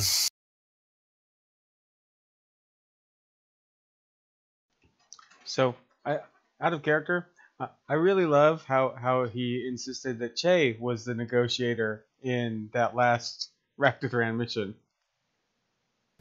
Well, in a way, he was. No, he wasn't. I also really like how he totally forgets the part about where, Jones ran headlong into danger to rescue her fucking unconscious self. Well, that's not what I was talking about right now. No, Che was the one that was talking to him, trying to reason and come up with a peaceful situation. Yes, Jones, you did do all that. Che wasn't the one talking to them. Wait, then who was it? It was Frank. Yeah, that was Moral. No, Moral wasn't with us. Yes, she was. Oh, she was. But when we were backed up in the corner in the bay, it wasn't Moral when they were coming down. Yes, it was. It was Moral the entire time talking to the captain or the head of the Raktatran ship. Yeah, it really was. Because by the time they came down to the bay, yeah, I killed them all. Yeah, but wasn't it Che that gave them the hey, let's do this peacefully, or we're going to chance blowing up the planet thing? No. Oh, you're talking about when he dropped an ultimatum on them. Yeah, when you were dropping the ultimatum, and I'm talking about that scene. But you're like blowing over the entire scene, like all of the scenes of the interactions between Moral and the captain. Yeah, my memory's a bit hazy in that area right now.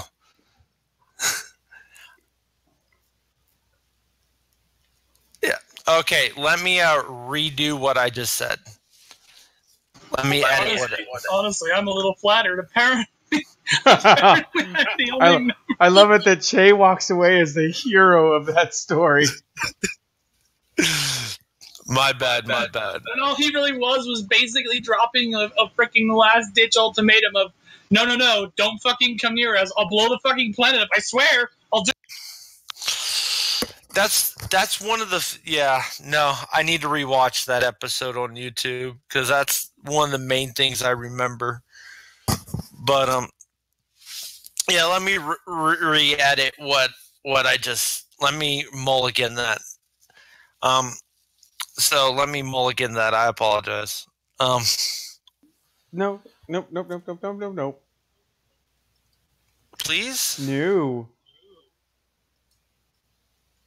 Why can't I mulligan that?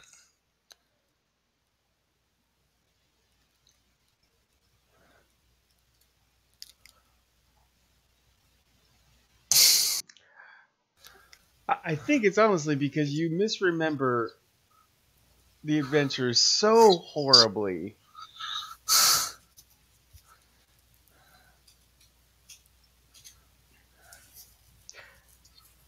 But no, the only thing that you see that she does is she kind of raises an eyebrow and she just makes a note.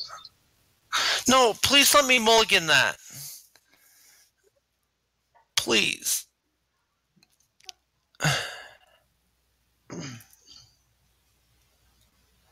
Because technically Lindsay would have remembered Captain Morald. And you're right, I am horribly not remembering the whole thing. But it's not, Lindsay would have remembered that. Please? How many of you? Hang on. Put it to a vote. Whoever wants him to have a mulligan, type 1 into the chat box. Which chat box? The Roll20 chat box.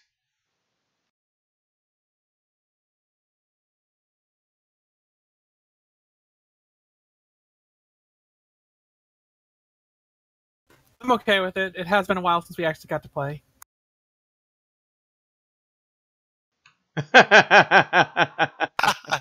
Thank you. Also, I'm calling it when we do when we do Star Trek Marvel crossover. I get to play the Squirrel Creek. You get to play the what? I get to play the Scroll Crew member. No, you do not. Yeah, I do. Nope. And there will not be a Marvel's Star Trek crossover. Says you. I'm right. Oh, you're gonna run it?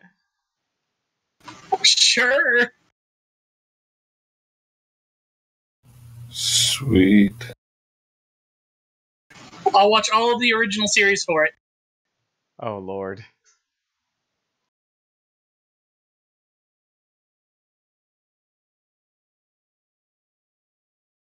What's a seventh game to plan? Come on.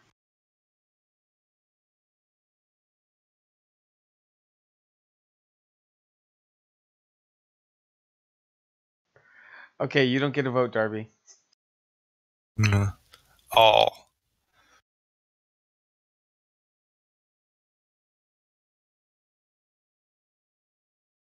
I'm guessing, Matt, that you're voting for no. Correct. I tried to draw fire on his trash can, but I can't draw fire. It turned up in the circle.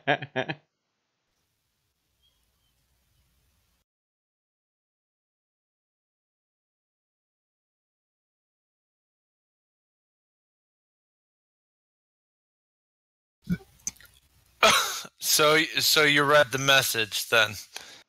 Yeah, he saw it. Like I said, this is not your night, Darby. No, it's not.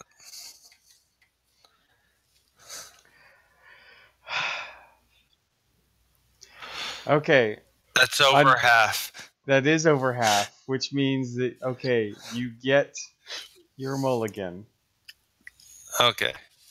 However, the next time you misremember an adventure so horrendously, it will be canon.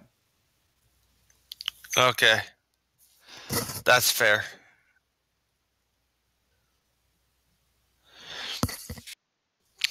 Okay, so I'm going to re-say what I just said. Yep. I'm going to say there were a lot of attempts for a peaceful solution, but in the end, they gave us no choice.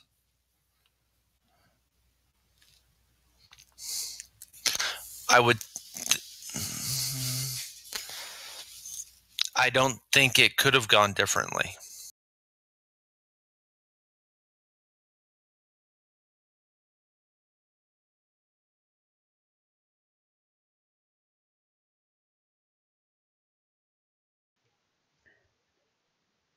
Okay. And since we began our expedition into the Sabine Expanse, what has been your takeaway from, let's say, the outpost side? Do you think there could have been anything that could have been done to save any of the people? Out of character, Outpost Psi was... Oh my god. I'm going on very little sleep.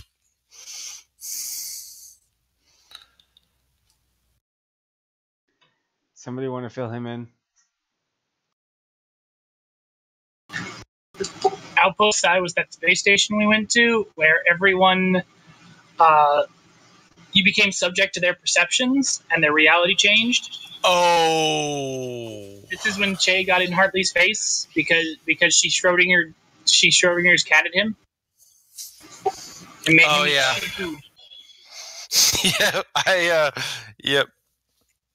Okay. This is the adventure that made your hair turn pink. Yep.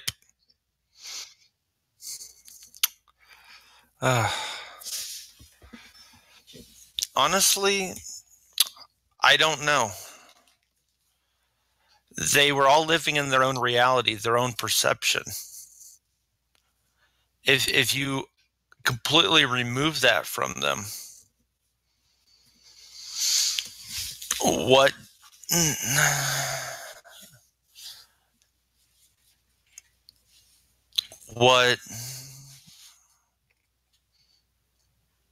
out of character, I'm trying to find a way to word this. If you completely remove that from them, is there a chance there could be damage to them psychic, mentally, or I don't know. To be honest, I don't know if it could have gone differently.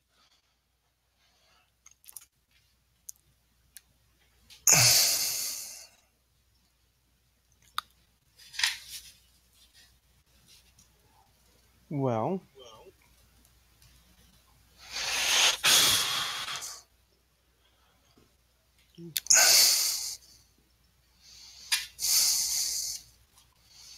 sometimes the unknowns of the aftermath of an experience can haunt you more than actually what happened. That I completely agree with.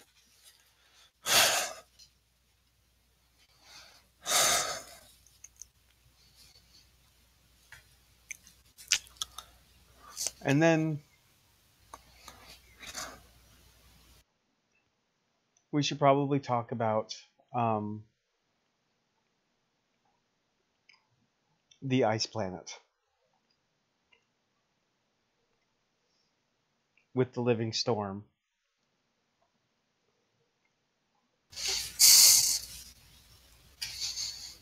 Oh, okay. How do you think you performed on that mission?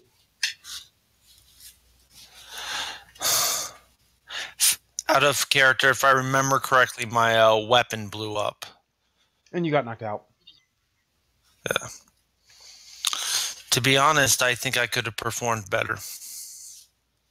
I was not happy with my performance as a security officer on that planet. Yes. Since joining the crew, you've had quite a colored history. Yes. I have, to make up for this, I have scheduled myself a lot of training time. I've been retraining myself on a daily basis now.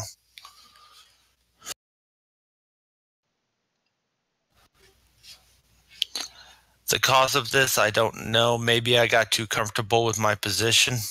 Maybe I got too overconfident, which led to the mistakes that I've made. But I'm working on correcting that problem. Going over reports, do you think you might have a little bit of a reckless attitude?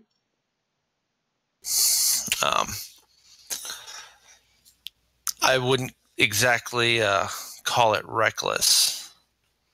During the last mission, you dove towards a rifle that was fairly close to enemies. Yes, that is true. If it wasn't for if I'm Lieutenant Jones, I'd probably be dead right now. So, as chief of security, with the captain down on the planet as well, you decided to dive prone right into the enemy's hands. And you don't think that that's a little reckless? I took a risk.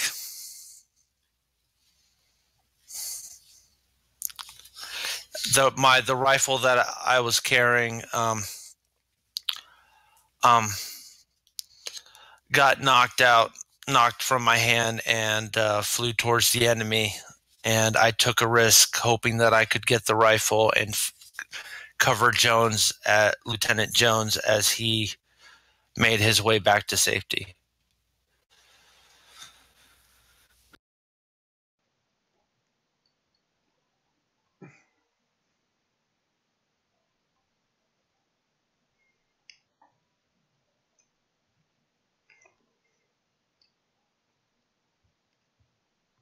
Against unsurmountable odds, it seems like you should have just run, or you should have ran with Jones.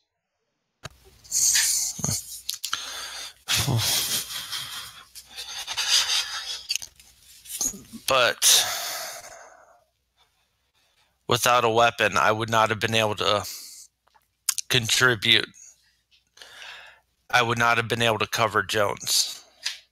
In that situation, I believe we all needed to be armed. Well, I should have ran with Jones. I agree with you that would have been the safer course.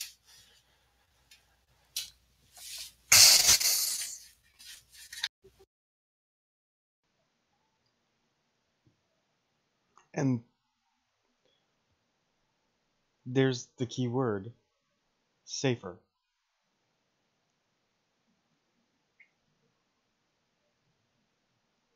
you opted for a dangerous, life-threatening option instead of going with the safer option.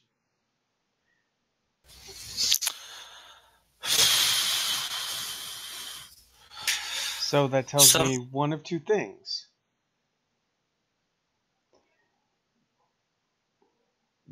That you committed a reckless act, or you were trying to put yourself, just going off of your previous assignment incidents, you are attempting to put yourself into a position that will kill you. So you are suicidal. I would not call myself suicidal. I believe that that in situations, I believe those willing to take a risk can usually produce better results. Without risk, there is no growth.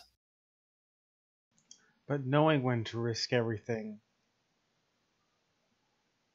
and when not to is what makes someone a Starfleet officer.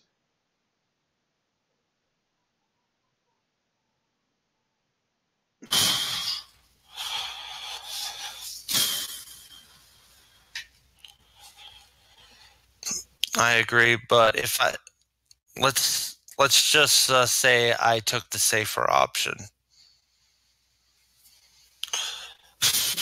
What do you mean you took the safer option? I didn't take the safer option. I apologize. I worded that wrong. Let's say I did, for instance, a what-if situation. And I'm not trying to argue. I'm just bringing this up as more of a discussion. Let's say I did take the safer option. Let's say I did. And Lieutenant Jones got shot and possibly killed because later on down the line, or even down that hallway, because I wasn't armed to cover him.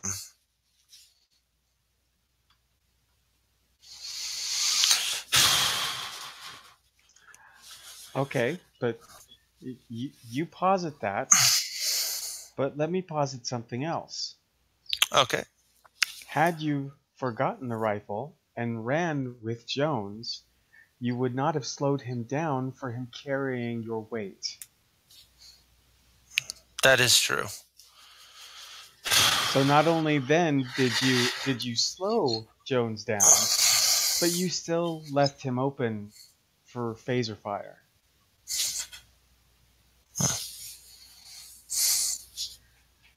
So do you see how your decision was reckless? Yes. Well, in my opinion, reckless. Also, in Onabrin's.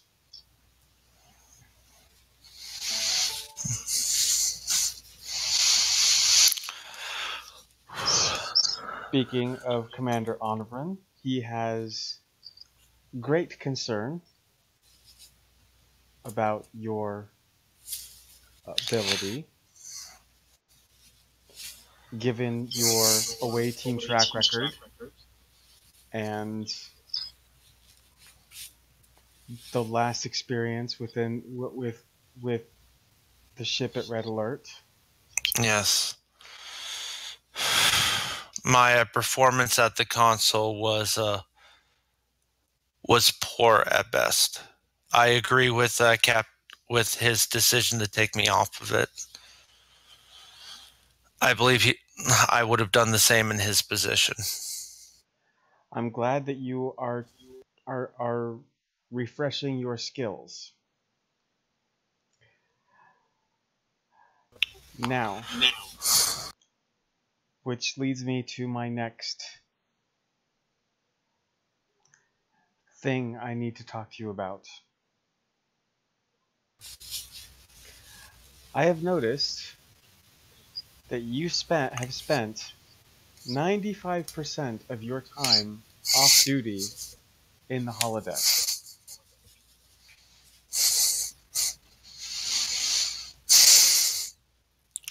I'm going to say, for a brief second, Lisa looks away for a second and then composes herself. I don't think I need to say that that is the highest percentage amongst any of the crew on the Tempest. Yes. It's I use it as a form of de-stressing myself and at times, and just sort of a De-stressing is important, but there's meditation, there's 3 gyms on the Tempest. Yes. Recently I've been using it for training, but before that I was using it as a way of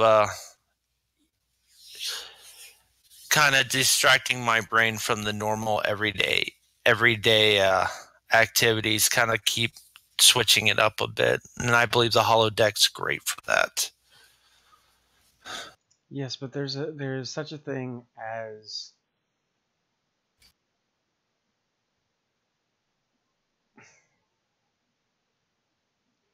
relying too heavily on something. It's never a good thing.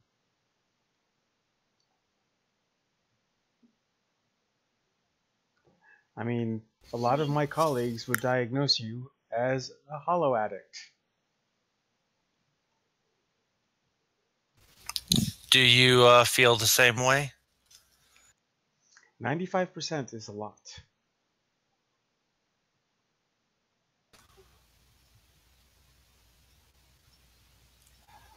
I will. Yeah, that's out of character. That's a lot.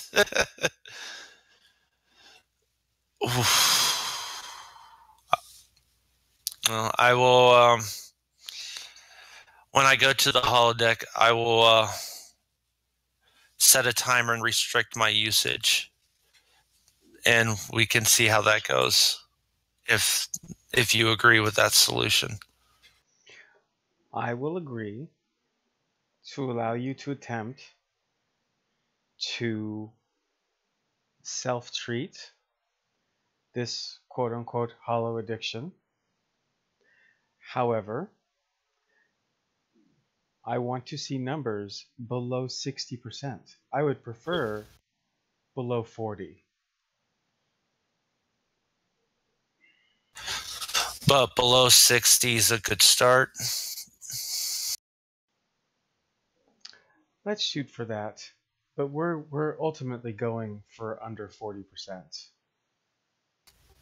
Okay, I can do this. If 40 is my goal, then we'll make it 40.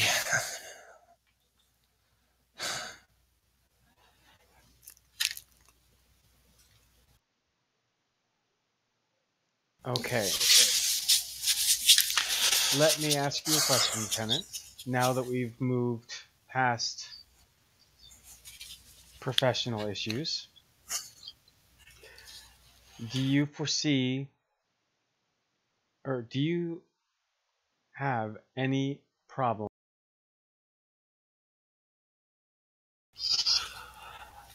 The current staff, no. A former member during when I initially got here, after I've only had a problem with one person on this ship, but they have been transferred off. What problem was that? Out of character, the mission was deemed classified, right? It was the one with Tessa. TS. Think of TS. TS. I have that name written down too.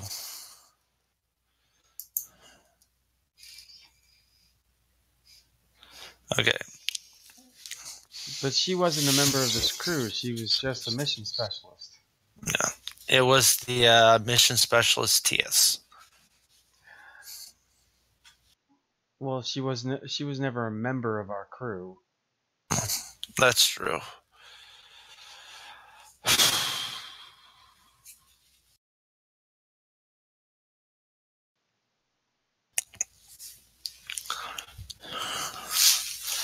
But she's been off the ship for a while. But currently, I don't have any issues with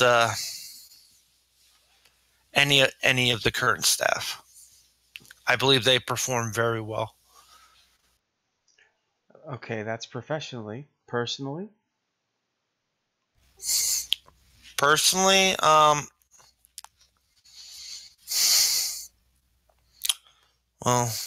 I don't. I only know them from our missions, but probably because I've been spending so much time in the holodeck. yeah, you should probably get to know them.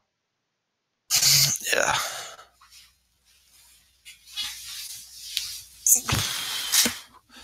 Yes.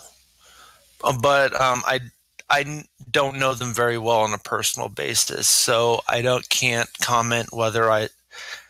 So, but as of right now, I don't have personally and professionally. I don't have any issues with any of them. Out of character, Jones is a dick.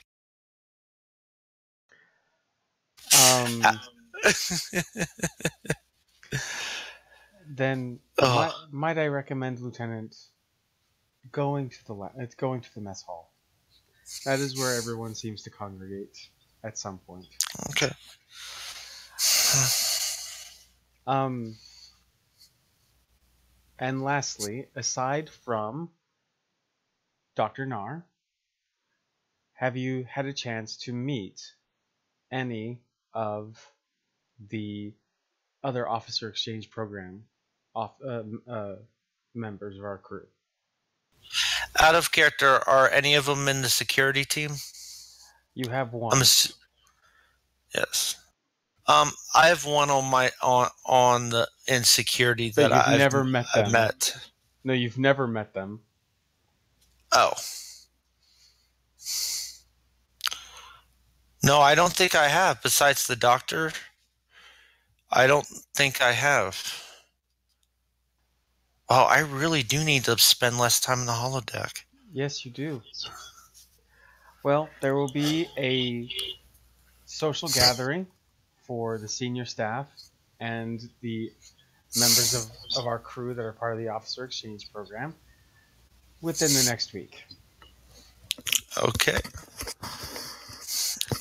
Definitely let me know when, and I'll make sure that our security member, the I don't even know his name, the one on my security team makes it. I'll be sure to make sure they can make it. Good. As always, if you need me, I'm here.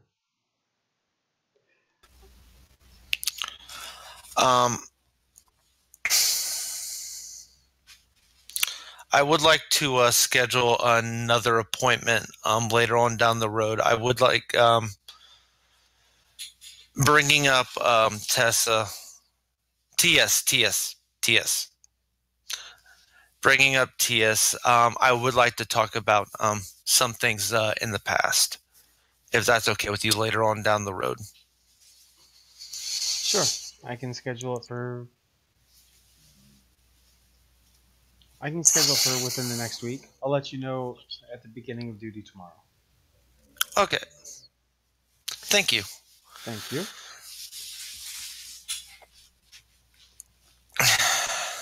Sorry, guys. I'm trying to get through this as fast as possible. It's okay. Yeah, no, that's fine.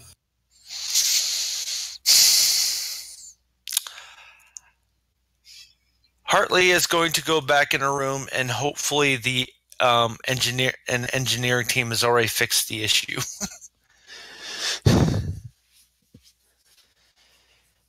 If not, she's going to go to the lounge. Not the lounge, but the mess hall.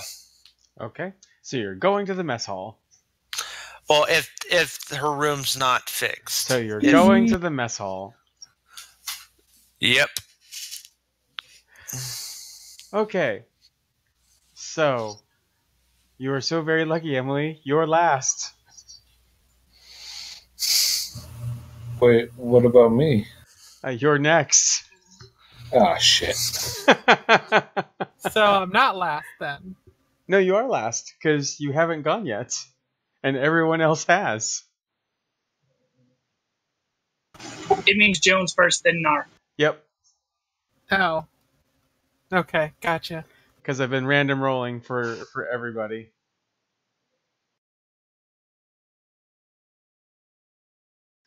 Dice seem to apparently hitting 2. Nice. Okay, so Jones, you are called down to Counselor Zota's office. Okay, I will head down there. Okay. Hey, Matt, when did you actually join the game? I joined. Like a mission. The Starbase.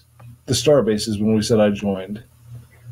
But I didn't actually start playing until you guys were already in that diplomatic mission where everyone wanted to survey the shit and everyone was like, "Oh, I lay claim to this because of religious reasons, and I want to survey this." Okay, so you're telling me that you weren't there for the Ice Planet or Outpost Psi? Correct. Fuck me. I can't believe you've only been with us for 2 adventures. Yeah, and well, technically, yeah, you've been here for 4, but yeah, you were a silent partner for 2. So, Jim, also just so you know, I have my summer schedule. Yeah. And yeah, we'll need to talk about that. Okay. That'll be fine.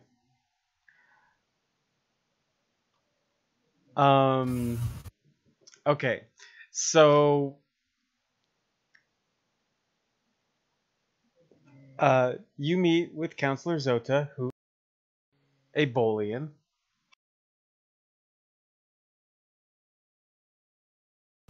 See, I don't have problems with Bolians. Blue freaks. They didn't kill my friend.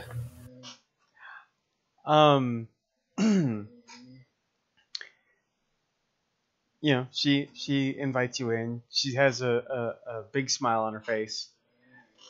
She says, "Hello, Lieutenant Jones. I am so sorry that I haven't been able to meet with you since you came on board. The officer exchange program has been a big learning experience." It's not a problem, Counselor. I understand.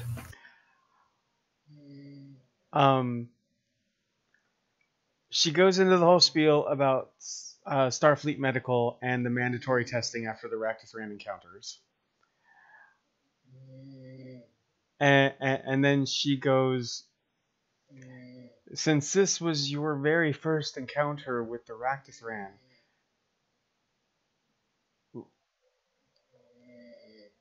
how are you feeling afterwards?" I mean, if you're asking how do I feel for having killed as many as I did on the away mission, I feel no remorse for it at all. They aggressively and unprovokedly attacked our away team, and at that point we were left with no option but to respond in kind. Okay, hang on.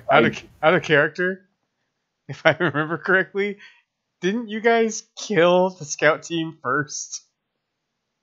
No, Yes, they did. Yeah, you did.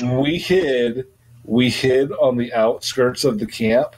They came into the camp without knowing we were there and attacked our empty sleeping bags At which point we responded in kind. That is the exact order of operations there.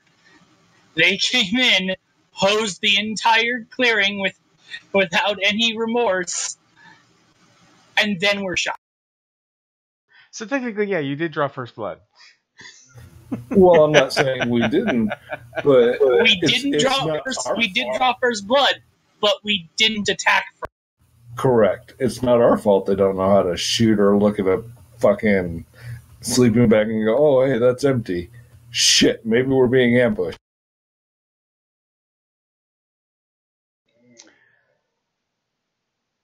Okay, well, after you say that, you see her tap, write something in her pad.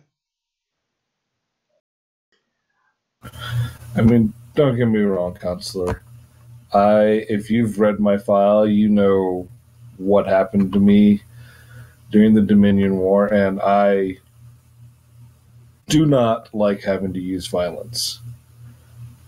However, when you're put in a situation where that is seemingly your only course of action, then you should not be remorseful about that. If you've exhausted every other means and it comes down to you or them, I'm going home at the end of the day.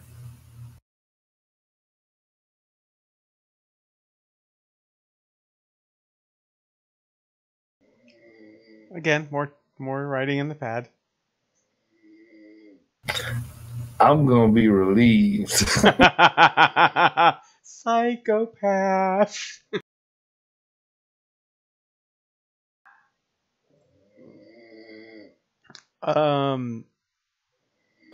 Now, I will say this, though, counselor. I don't know how detailed the report was that you received from everyone else, but in our last stand down in the bay, when they came after us, I was able to rig 2 explosive devices, and my intent with those was, if necessary, to kill a couple of them and to collapse the entryway between us so that they were incapacitated and or could not get to us. However, there was a malfunction and the bombs detonated early and caused a much greater loss of life than I would have liked. So, given everything that happens on that mission, in that encounter with the Raktathran, do you think anything could have been done to change the outcome of what happened? After having listened to the captain's communications with, I can't remember the guy's name, out of character, I can't remember his name, but the commander, the leader of the Raktathran, after listening to the captain's communications with them, his name was Kalrothran. Korothran, Yes. after listening to the captain's communications with Korothran, I do not believe that there could have been any different outcome than what there was, other than we let them kill us.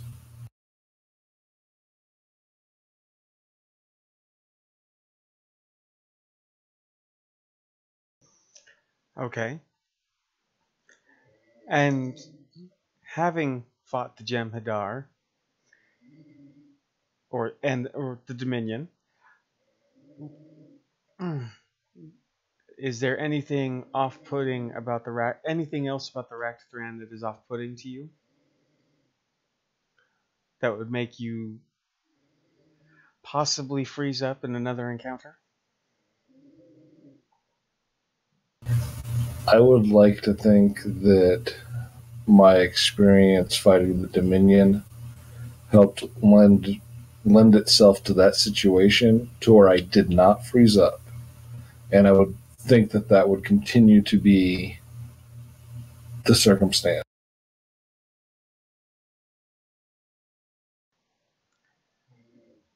Okay. I'm just gonna go in, skip ahead a little bit. Say that she did ask you about um, Outpost Psi and the the the ice planet with the living storm, and she got your opinion because technically you were there. Okay. Um,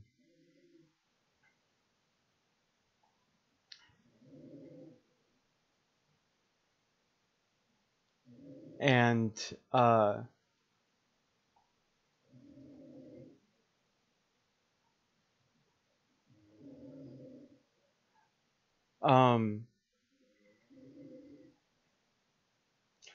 technically I can't really ask about the the, the teleporting planet because technically those two missions were tied together. So yeah, Which two missions? the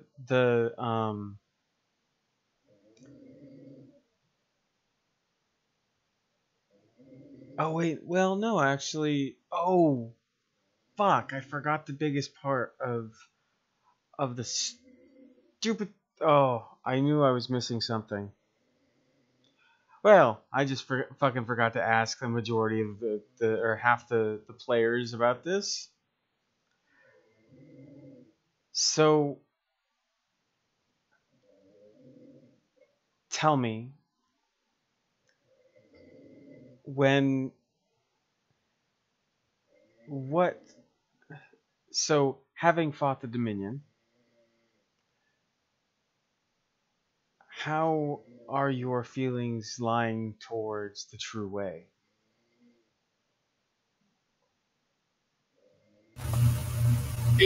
Yeah. I am so glad you did not ask me that question if it pertained. So Zephram kind of sits up in the chair a little bit, adjusts himself, and you notice that she scribbles down something on her pad. tries to kind of compose himself. This question kind of caught him off guard a little bit.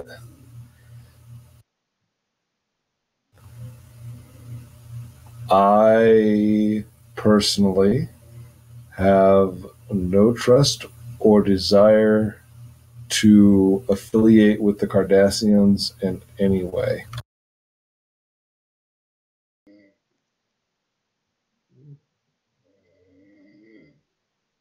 But you serve with a Cardassian. I do, and I respect her position on the ship.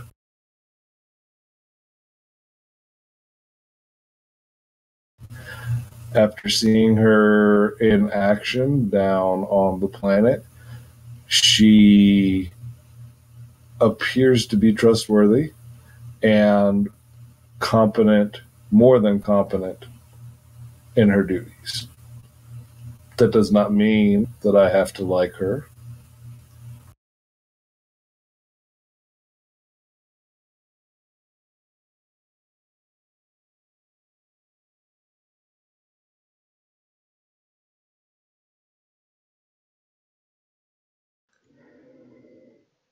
I mean, you did ask for honesty, right?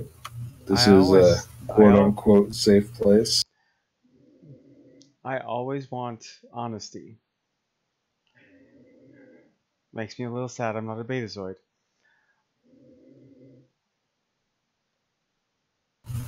Zephram kind of chuckles.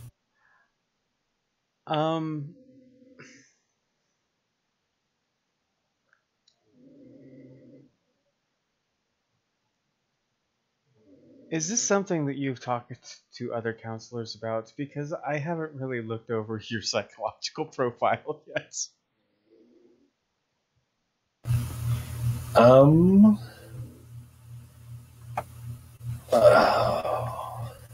don't know, Jim. Do you think that something like that might have come up in past counseling sessions?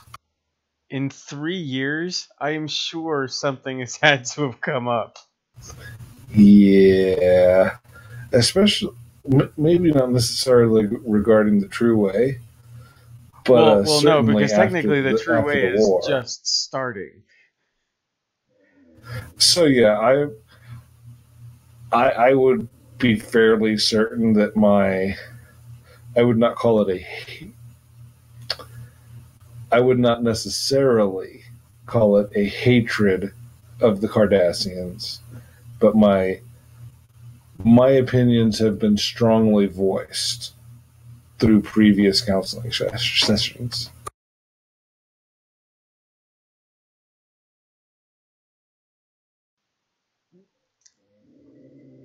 Okay. Um, in hmm, hmm,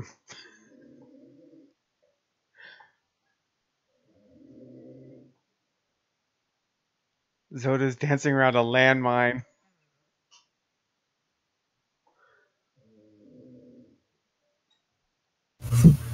It's okay.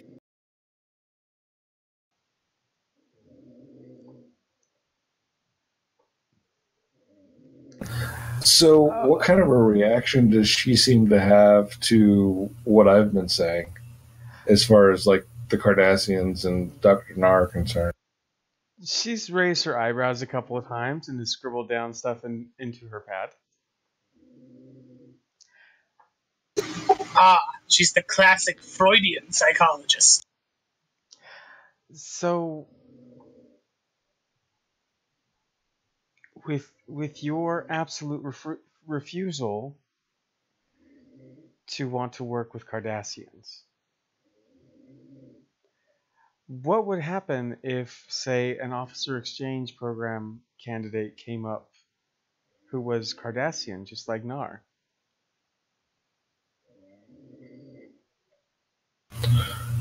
What do you mean? What if a candidate came up for engineering who happened to be Cardassian and was approved by Starfleet? Counselor, I'm a little offended by your question. I consider myself to be an utmost professional at my job, and I would like to think that I would not allow my personal bias and opinions to affect how I handle myself professionally. Like I said before, I respect Dr. Nar's position, her rank, and the fact that she seems to have proven herself. That does not mean that I have to like her as a Cardassian. It doesn't mean that I have to associate with her outside of official capacities.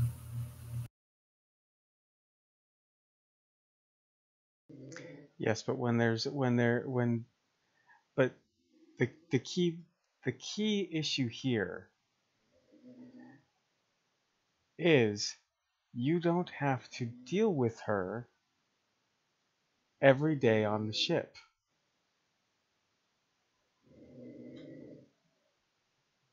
That is why I'm asking. And you can tell me you can keep things professional and separate personal feelings and professional, but you also realize you're talking to someone that knows that veil slips a lot and can come out in various ways. Sometimes in ways that you're not even aware of. I can concede that point, counselor. Um, I would like to think, though, that my fellow officers would call me out on it if they saw me doing something like that, so that I could make a conscious effort to not behave in that manner. And if I was having to deal with a Cardassian officer in engineering every day, I'm not one to say that there's not exceptions to the rule. Who knows? Maybe it would be someone that I could get along with and grow to like.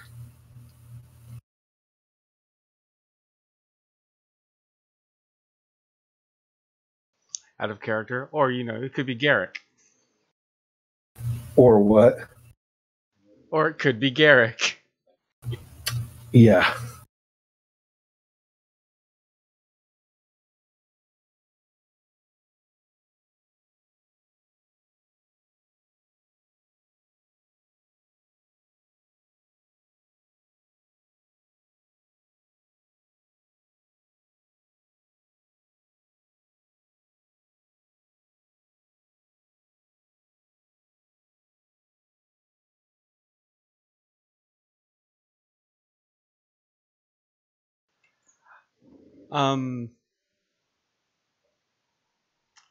So I think we might need to work more on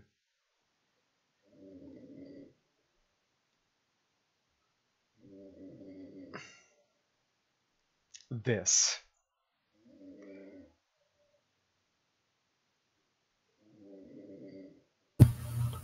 Fair enough. So I'm going to put a pin in this because I think I need to schedule some counseling sessions for you. Can you say that last part again, Joe? She's saying we're gonna stick a pin in this. I think I need to schedule some counseling sessions for you. Understood, counselor. Okay.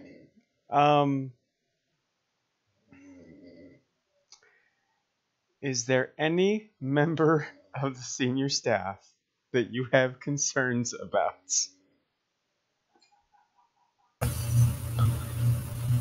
That is currently performing a function as a member of the senior staff? No. Realize Chief of Security is still a member of the senior staff. Are you saying that in character? No, that's out of character. Realize that Chief of Security is still part of the senior staff. But she was relieved of her position on the bridge. As tactical officer. I'm Okay. still chief of security. Okay. So then I would actually say that the only member of the senior staff that I am concerned about Here comes the bus. is Lieutenant Hartley. In what way?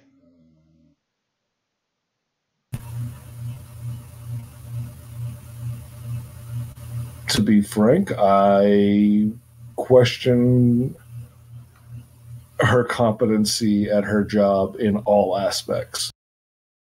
Oh, fuck. But it's not my place to bring this up, I feel, with the captain or the XO, because I know that they are taking corrective actions to try and help her. And I do not wish to overstep my bounds.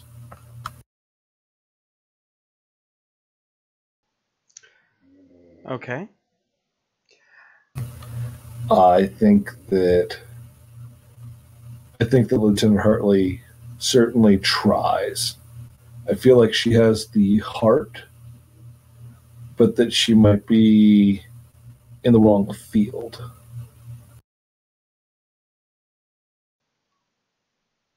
Well, she is trying very hard to get her position back.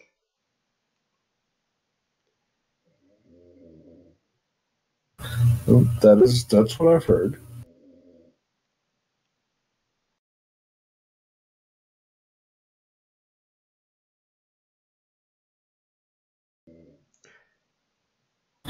And I certainly respect the fact that she is working to try and improve and earn her position back as tactical officer on the bridge.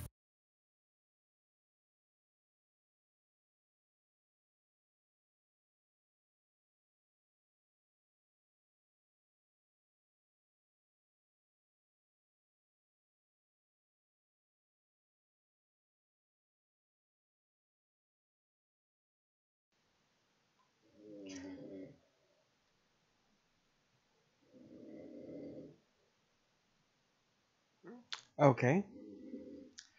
Now, I have to ask you,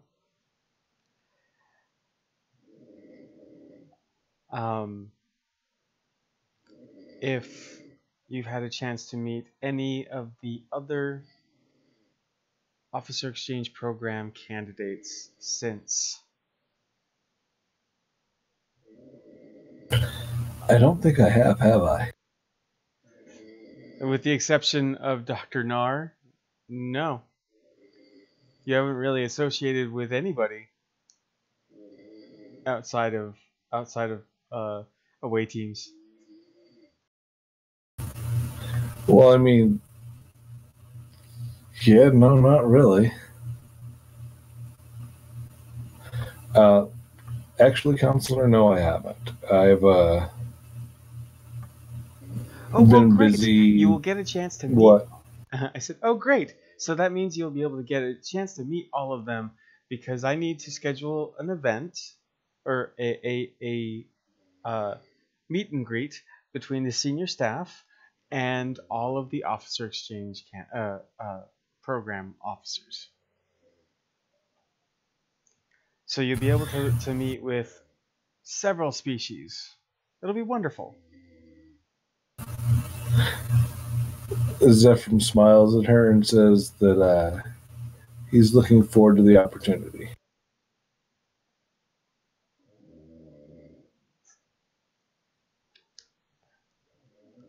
Well, good. Well, I'm going to end this particular counseling session. However, I think I'd like to schedule weekly sessions with you. At least for now. To see if we can work out some of that anger towards Cardassians.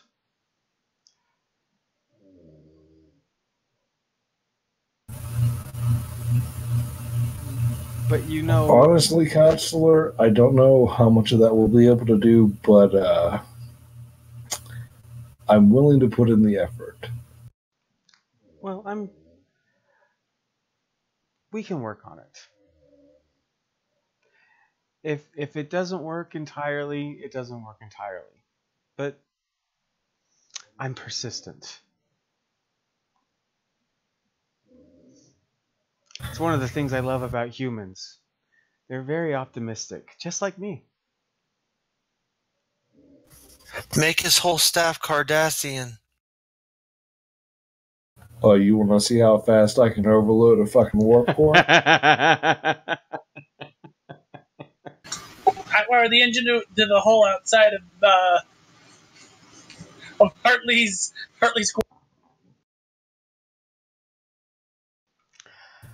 Right.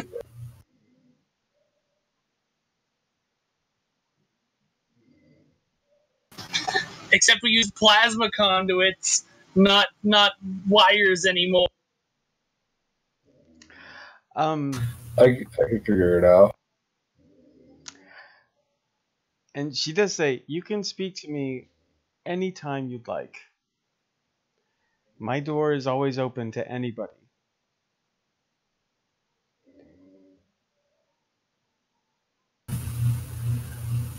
So Zephram stands up and he offers his hand to her. She'll shake I it. appreciate that. I appreciate that, counselor. And if you ever need someone to talk to, you can always come find me. I'll remember that. And I will leave. All right. It is Nar's turn.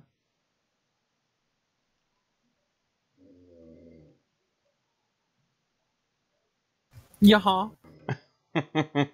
Nar is called down to sick bay, or is called down to sick bay. Is called down to the counselor's office. So she'll go and put aside the research she was working on, like always, and head on down. Okay.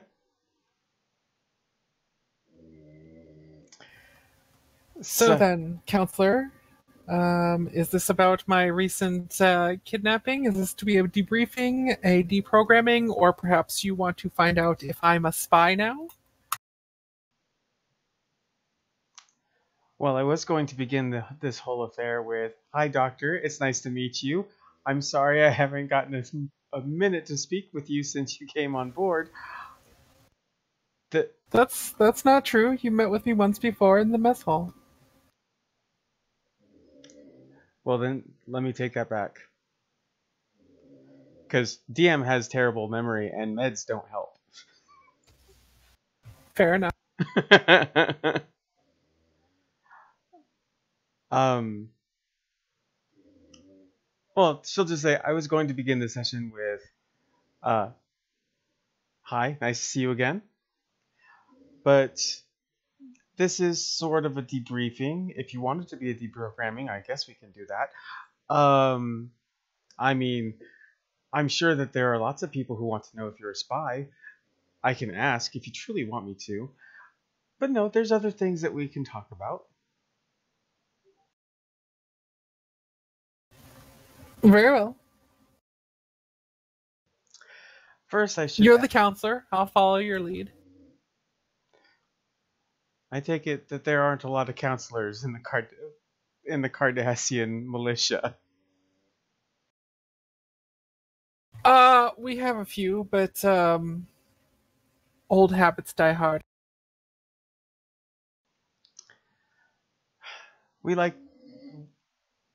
Well, I won't say that everyone likes to be open. However, people tend to feel that they, or I try to give the feeling that people can tell me anything in confidence, unless it's to destroy the ship or to threaten the Federation. Certainly. That's understandable. But I prefer honesty, as most people do. And I will be honest. Don't we all? I will be honest with you if you're honest with me.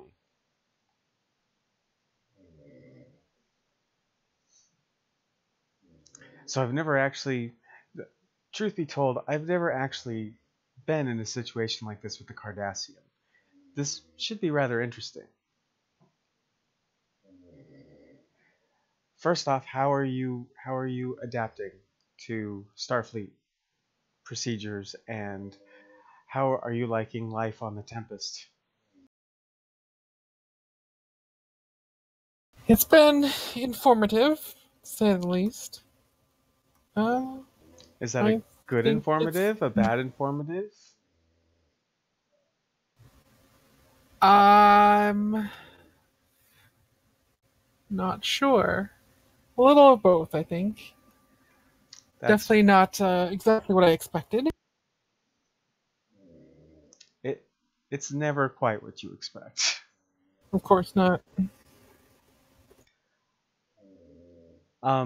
Starfleet Medical, she gives you the whole spiel, because I don't want to have to keep repeating it. So, given that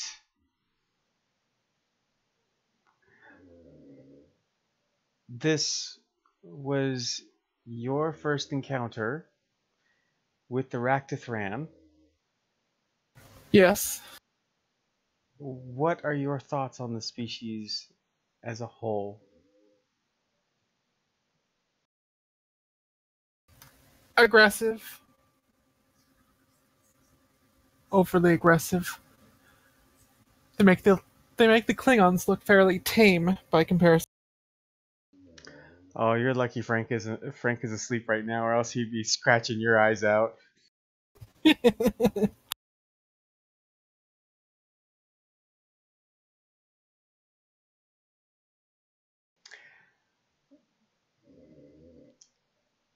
And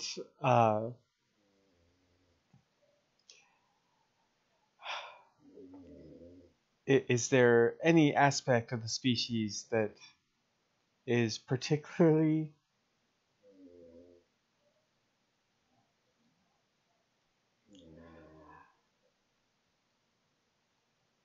You know what? I'm not sure about how to phrase the question. What do you think about them eating people? Well, I find it fairly barbaric. I understand that in specific cases of deprivation, such things can happen, but they've assumed this practice into their culture, and it's fairly... And it's fairly what? It's fairly disturbing.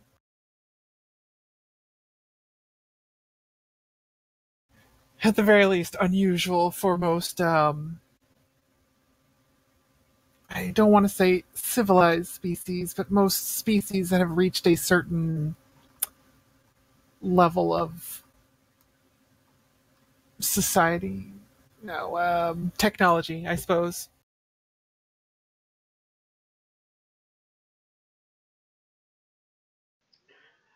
Has the captain or anyone given you any information about the Raktathran if you've asked for it since you've been back aboard for your report to your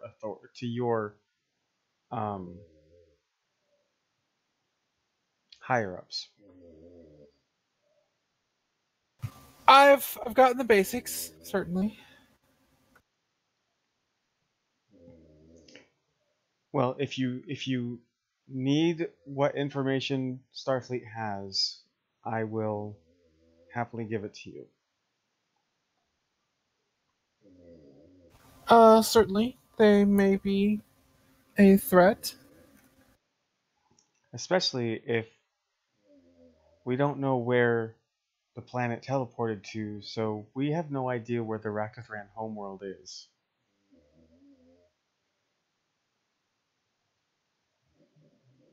That is, it is unfortunate.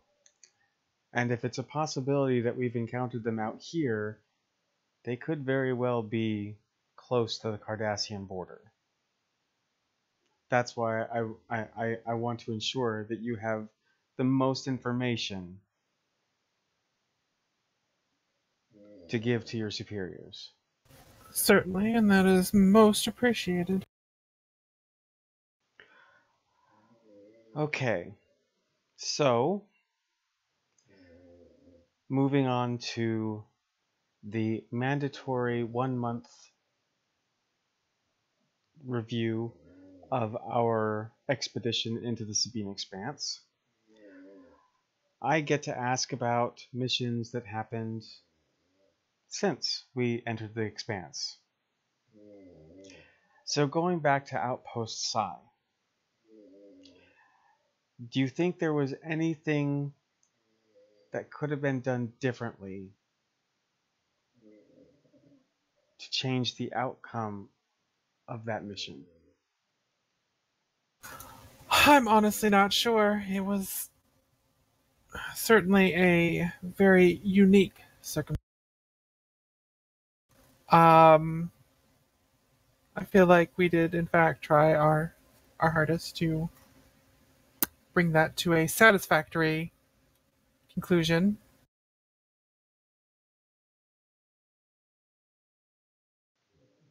But as I said, the circumstances were extremely unusual.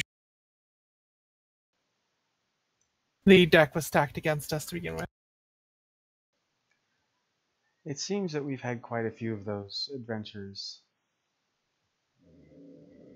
over the past few months. Yes. A little bit of bitterness from Emily. I love it. um,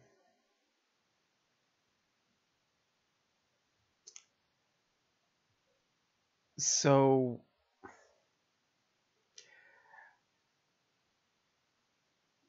and about the frozen planet, do you think that anything?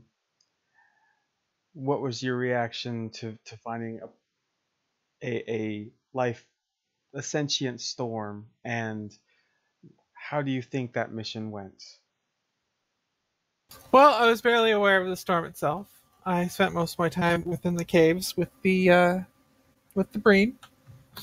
It was extremely cold, and Cardassians are not quite as equipped for the cold weather as some other species. Oh, that's right. I'm sorry, I forgot. So it wasn't a great mission for you. Oh, it was perfectly fine. I have no complaints. Except that it was cold. Except that it was cold.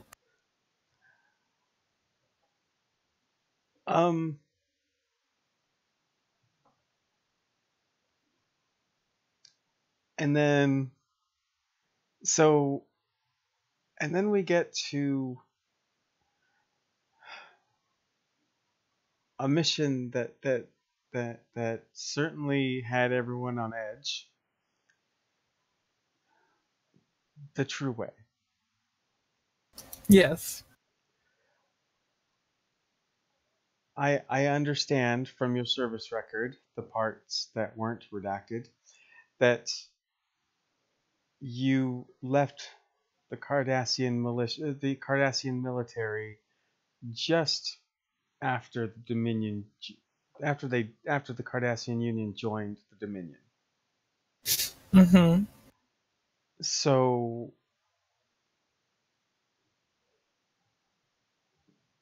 I know that was I think that was a form of protest, correct? Am I remembering your record correctly? Essentially. Okay, so seeing the path that Garrick and the provisional government have, and the rebuilding efforts being put forth, what's your reaction to a movement to instill the old Union?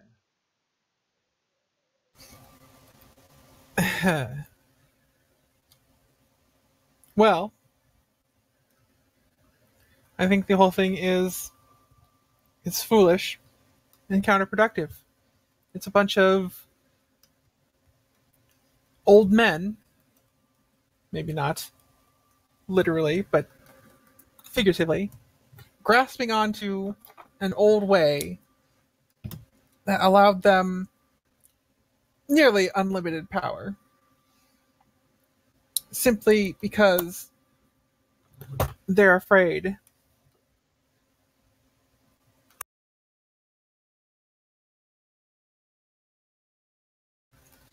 And because of old prejudices, I suppose.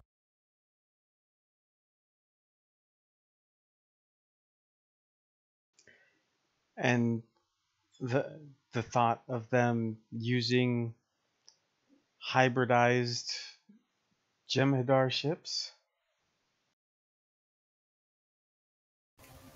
I hardly see what that has to do with anything. It harkens back to Dominion loyalty. I suppose so. It does seem a little suspect, I suppose. They certainly made it sound like they were the ones pulling the strings, but if you're potentially implying that perhaps the Dominion is not as finished the Alpha Quadrant as they would have people believe, that is certainly something to keep in mind. I wouldn't say that the Dominion are active in this, if only for the fact that it's been 3 years, there has been no activity through the wormhole. Perhaps. Still, it's something I think I may mention specifically to my superiors.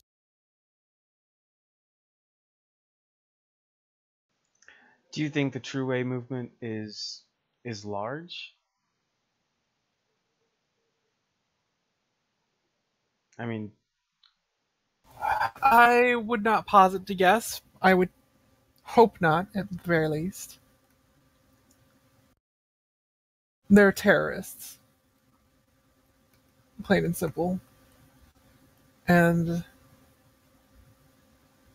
I would certainly hope that it is not a large movement within my people. okay. Trying to think of what else to talk about. I'm waiting for her to dime Jones out. What? Said I was waiting for the counselor to dime Jones out. Oh. Okay, there's something that I need to understand. Certainly. It is about Dathan. Yes. I've heard you call him Hey You. That's incorrect. I refer to him as you there.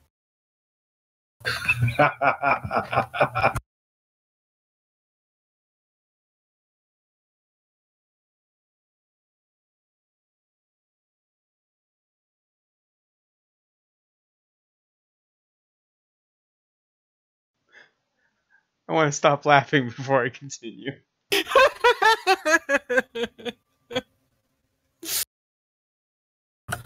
Right? That was the best response ever.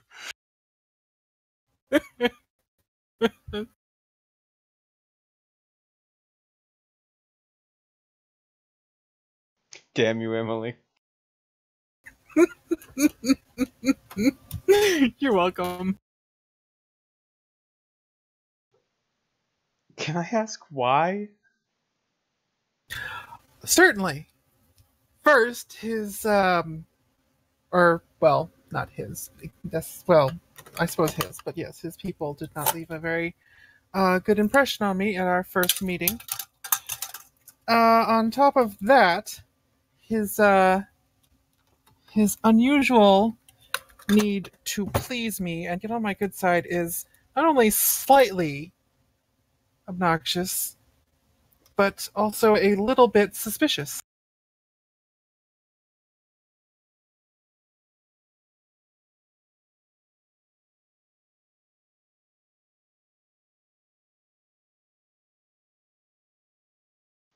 Well, I know from his service record this is his first assignment. So his eagerness could just be his raw. Think of him like an ensign, or fuck, I don't know what the Cardassian ensign would be. Ugh, I'm trying to remember. Hold on. Ew. You think who? Ew, what, huh? What'd I miss? It's in the Roll20 chat.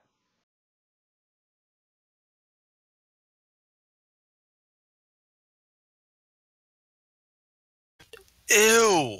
Ew. By the way, Jim, did you get that whisper? Yes, I did. Okay.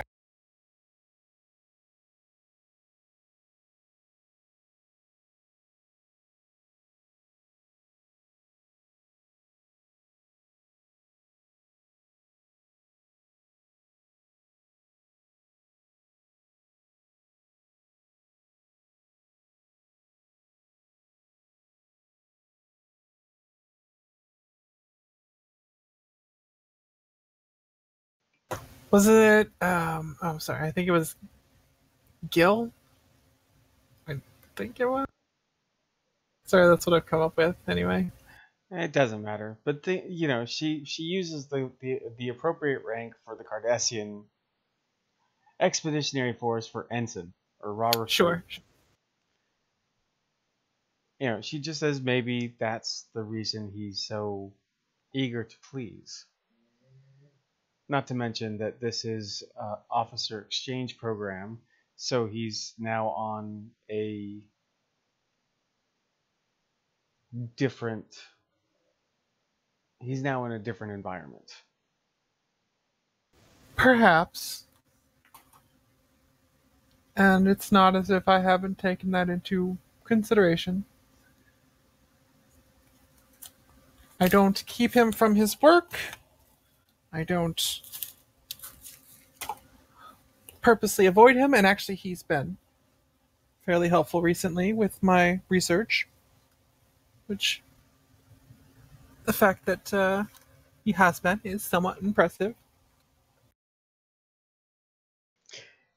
Out of character. Yay, brownie points for Dathan. Maybe she'll start using his name in season 3. We'll see.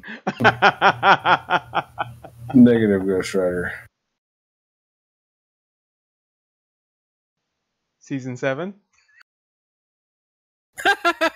We'll see.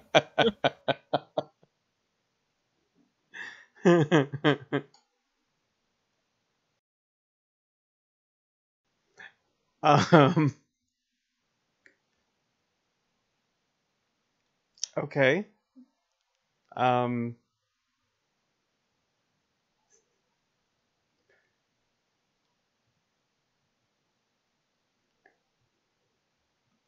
She just warned you that you know, if Dathan comes to her to complain about treatment, that she will have to make this a bigger issue and have regular counseling sessions, at least for a little while. I see. That would be unfortunate. Well, maybe. I mean,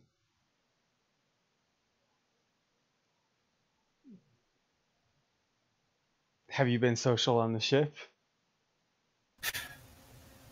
Ha. Well, on occasion I do go to the mess hall. Though, to be fair, mostly I do my work there. But I don't turn away anyone who comes to talk to me. While I'm doing so, I put away my work to talk. I've noticed that you've spent some time with Che, and from the report, I know that Lieutenant Lomax was with you when you were abducted by the True Way. Yes. So, I mean, that's a start. I had also been once invited to spend time on the holodeck with the security officer.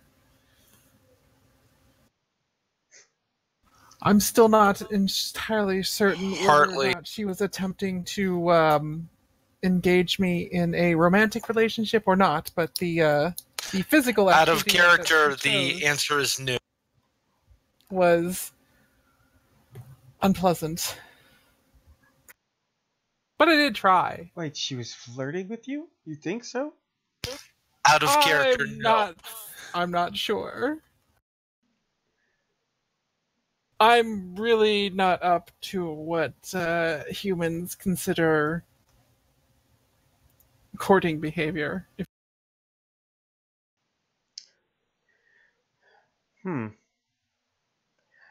That makes me want to look up the dating guidelines for the officer exchange program. It won't be an issue, I promise you. No, I'm not saying that it happened or it didn't happen, but you've brought up a valid point that if it does happen, is it permitted? What happens? You know what? I have no idea. So that's why I want to look it up, because I want to be able to handle the situation if it ever arises. Certainly. Being prepared is Well,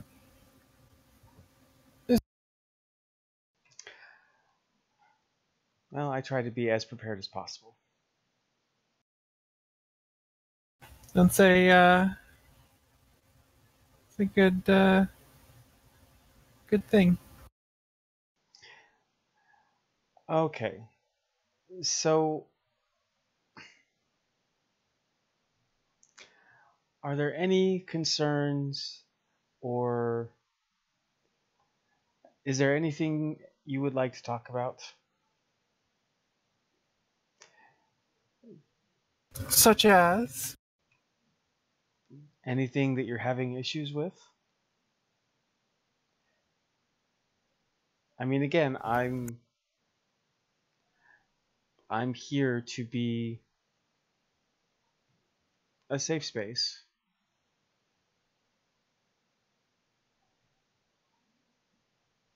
I don't believe so, no.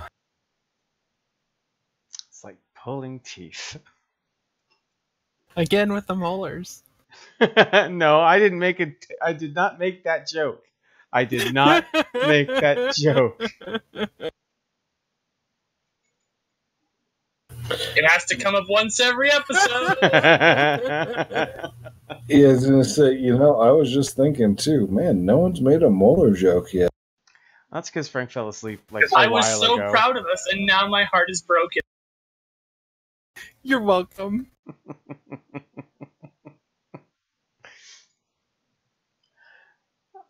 That was not a molar joke. Okay.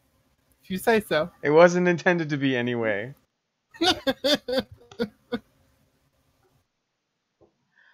Okay. But just so you know, Frank would probably be so proud right now.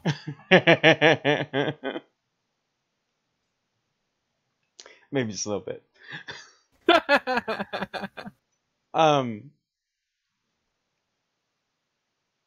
She go, then is there anyone on the senior staff that you have any concern?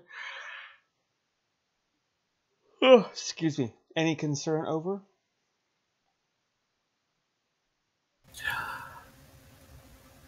No. That sounded very hesitant. Certainly not. Have I passed my interrogation? Well, I hope I didn't make this feel like an interrogation. No, of course not. I misspoke, that's all. Right. The only other question I have is, have you had any chance to, well, you don't really socialize, so I guess the answer would be no. So, great! There's going to be a meet and greet between the senior staff and the rest of the officer exchange program officers. I'm certain I have been introduced, but I will be more than happy to attend. Great. So, if you need to talk about anything, I'm here. My door is always open. Certainly.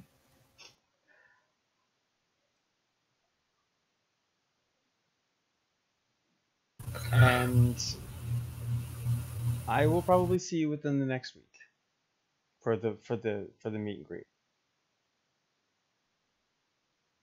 Very well. I look forward to it.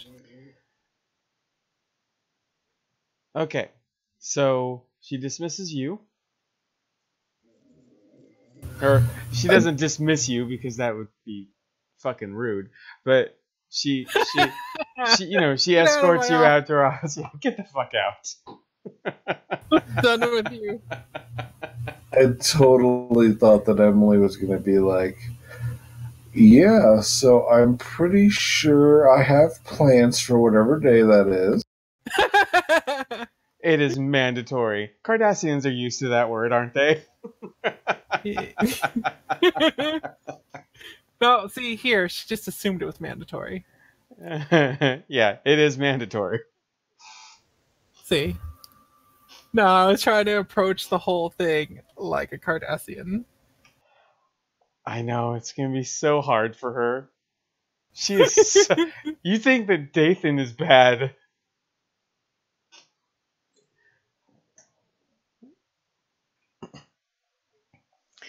Dathan doesn't have the one thing that Counselor Zoda has. What's that? Gregarious.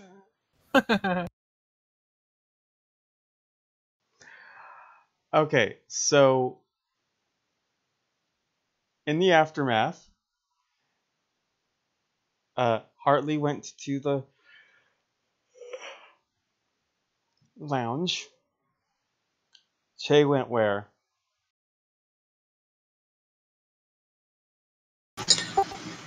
Che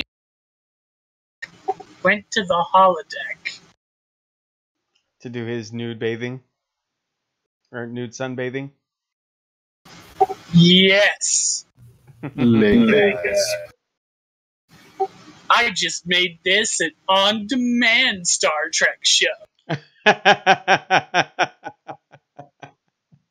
I think the way we throw around the word fuck has made us an on-demand Star Trek show. I also just increased our viewership by 100,000 thanks to the furry audience. You're welcome.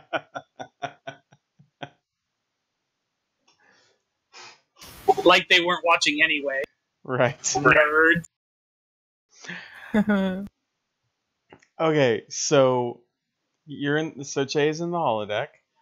I'm going to say that Maral went to her quarters and just fell asleep. Sure. Where is Nar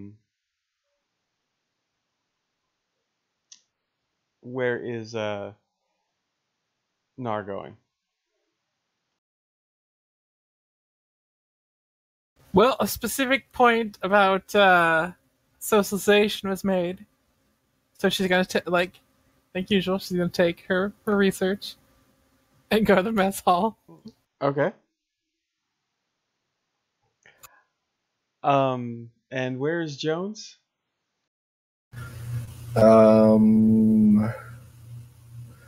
Was I successful in my previous endeavor? Yes. Sweet. So, not knowing that Che is, yeah, I was actually going to head to the holodeck myself. There's more than one holodeck. Oh, okay. Well, I'm going to head to another holodeck then. Okay. I'm still waiting for the day that someone just walks in on Che in this thing and he's just nonchalant like, hey. Well, you realize if you're nude, there's locks on the holodeck door. Oh, I thought we were going to use like modern technology and it would just censor him the minute someone walks in the room. No, because Right? Big because black if it was bar. no, You could probably program it to do that, but you it probably could. It's programmed to do that.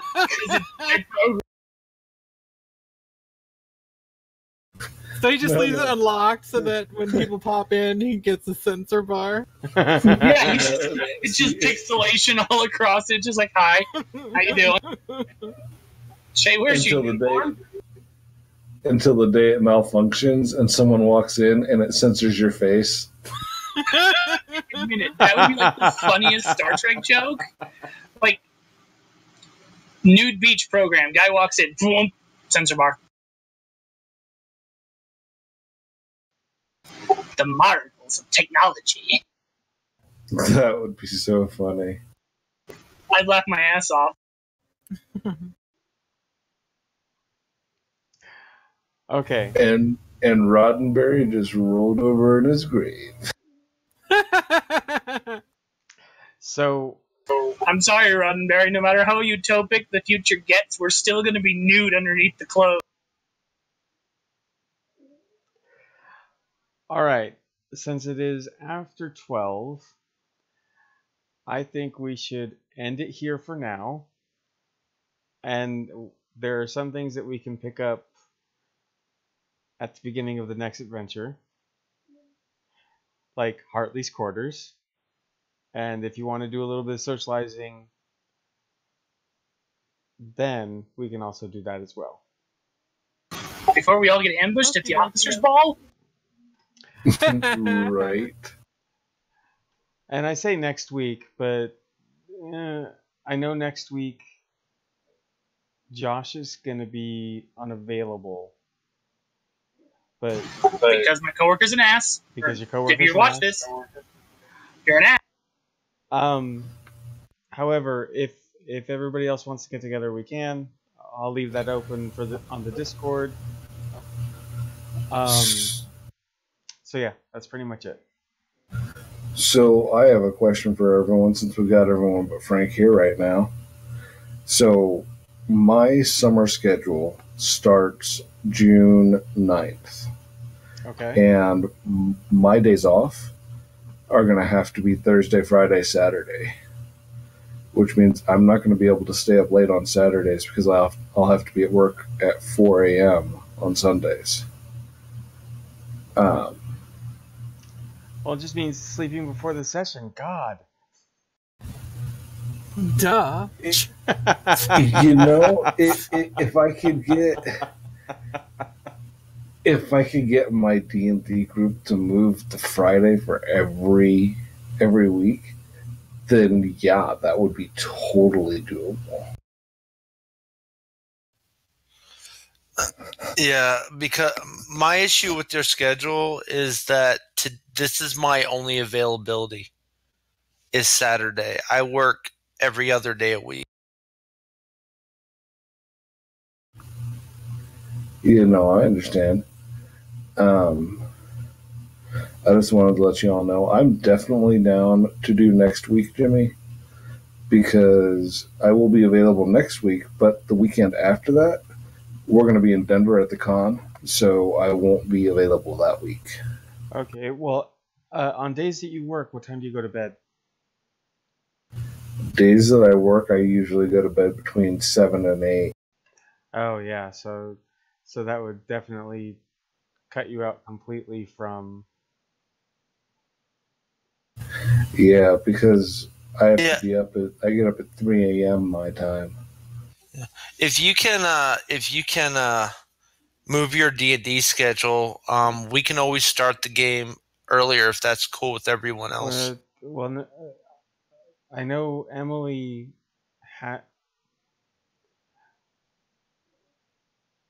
you basically just have the computer at night, right? Pretty much. Yeah.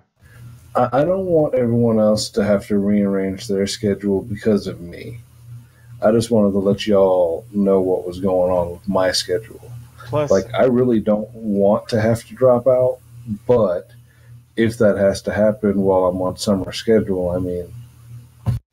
Yeah, but who's going to mess with my quarters and break my thermostat? Shay. Lister. Hi. The scrolls.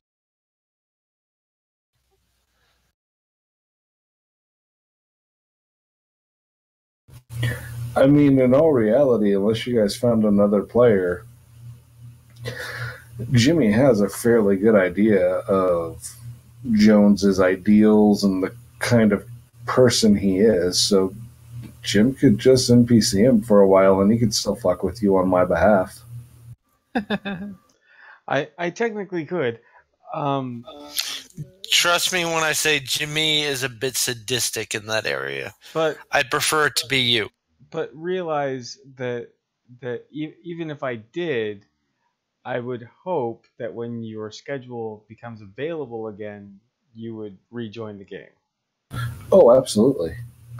I absolutely have every intention of, like, if there's days where I can wind up getting a Sunday off every once in a while or a half day on Sunday or something somehow, then yeah, absolutely. I love this game is a release for me because I spend most of the week trying to prep, you know, Jim, prep work for your sessions. And prep work, what's that? Yeah, right. My Curse of Strahd, even though it's oh, you know what? Hang on. Before we continue with this, let me play the outro song and end the recording. Yeah, that might be a good idea. Indeed. Say goodnight, everybody. Good night, everyone. Good night, everybody. Good night, everybody.